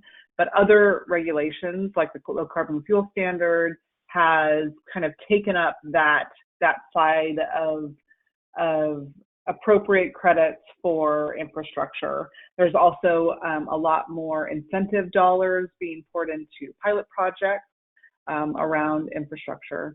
So again, I'm not surprised, and I expect a lot of creative people to come up with ideas to get more ZEV credits. But in general, the board has looked more to simplification of the requirements and focus more on the vehicle numbers more than anything else. Okay. And the next question here is, can you post links to all the available battery cost studies you mentioned so far so we can review? And I think it might be worthwhile to add an appendix slide, Ryan, after your slides, and just have our sources, because a few people have asked for that. Okay. Next slide. We are actually not recording this webinar and will not be posting any question answers after this, but the slide deck is posted. We will be posting kind of an appendix slide that has some of the sources for Ryan's work. And again, for written comments after this workshop, we definitely would love to hear from you through email if you have any other questions. Okay, thank you for the workshop and observation. More than a question, in support of CARB's ZEV assurance efforts, fuel cell electric and hydrogen technologies fill many gaps where plug-in electric technologies cannot match conventional ICE technologies. The California Fuel Cell Partnership supports CARB in all of this ZEV efforts, and we appreciate that comment. And yeah, I think, as Anna mentioned, the fuel cells are obviously part of the ZEV rule as well, and will continue to be, and the requirements will affect them as well. Shobna, it's Pippin. I just want to interject on that previous question. It looks like on our dashboard that GoToWebinar is recording this. I think we're not quite sure if it's really doing that, because we had to look into where that recording is going. We thought we had not recorded this, but because of what's showing up on the screen, we mentioned at the beginning that this was being recorded. I don't know that we're going to post this though, but I just wanted to clarify that answer on the recording. Okay, thanks, Pippin. Yeah, I didn't know so we're all learning new technologies as we do our virtual workshop. Yes. So let's go ahead and go to our next slide.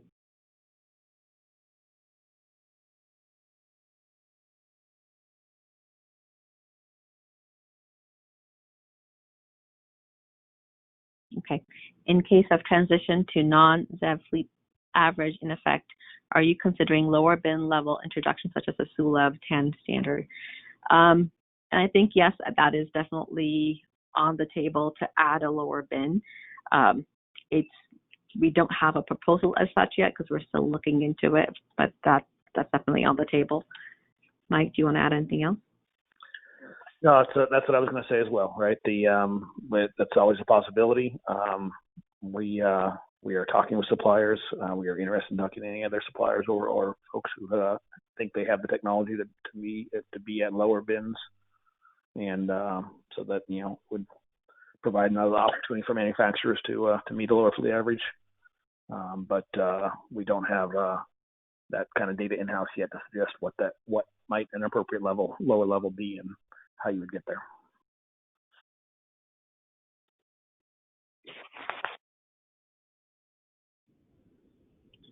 Okay, I think that's all the questions that we had today. Thank you for joining us for our workshop. I know it's been a long workshop. We have a lot of good engagement and questions, and we will be posting the slides, so you can go back, and if you had any suggestions for us, any comments, comments on our proposals, we would love to hear from you. And if you can submit those comments by October 16th to cleancars@arb.ca.gov, that would be very useful.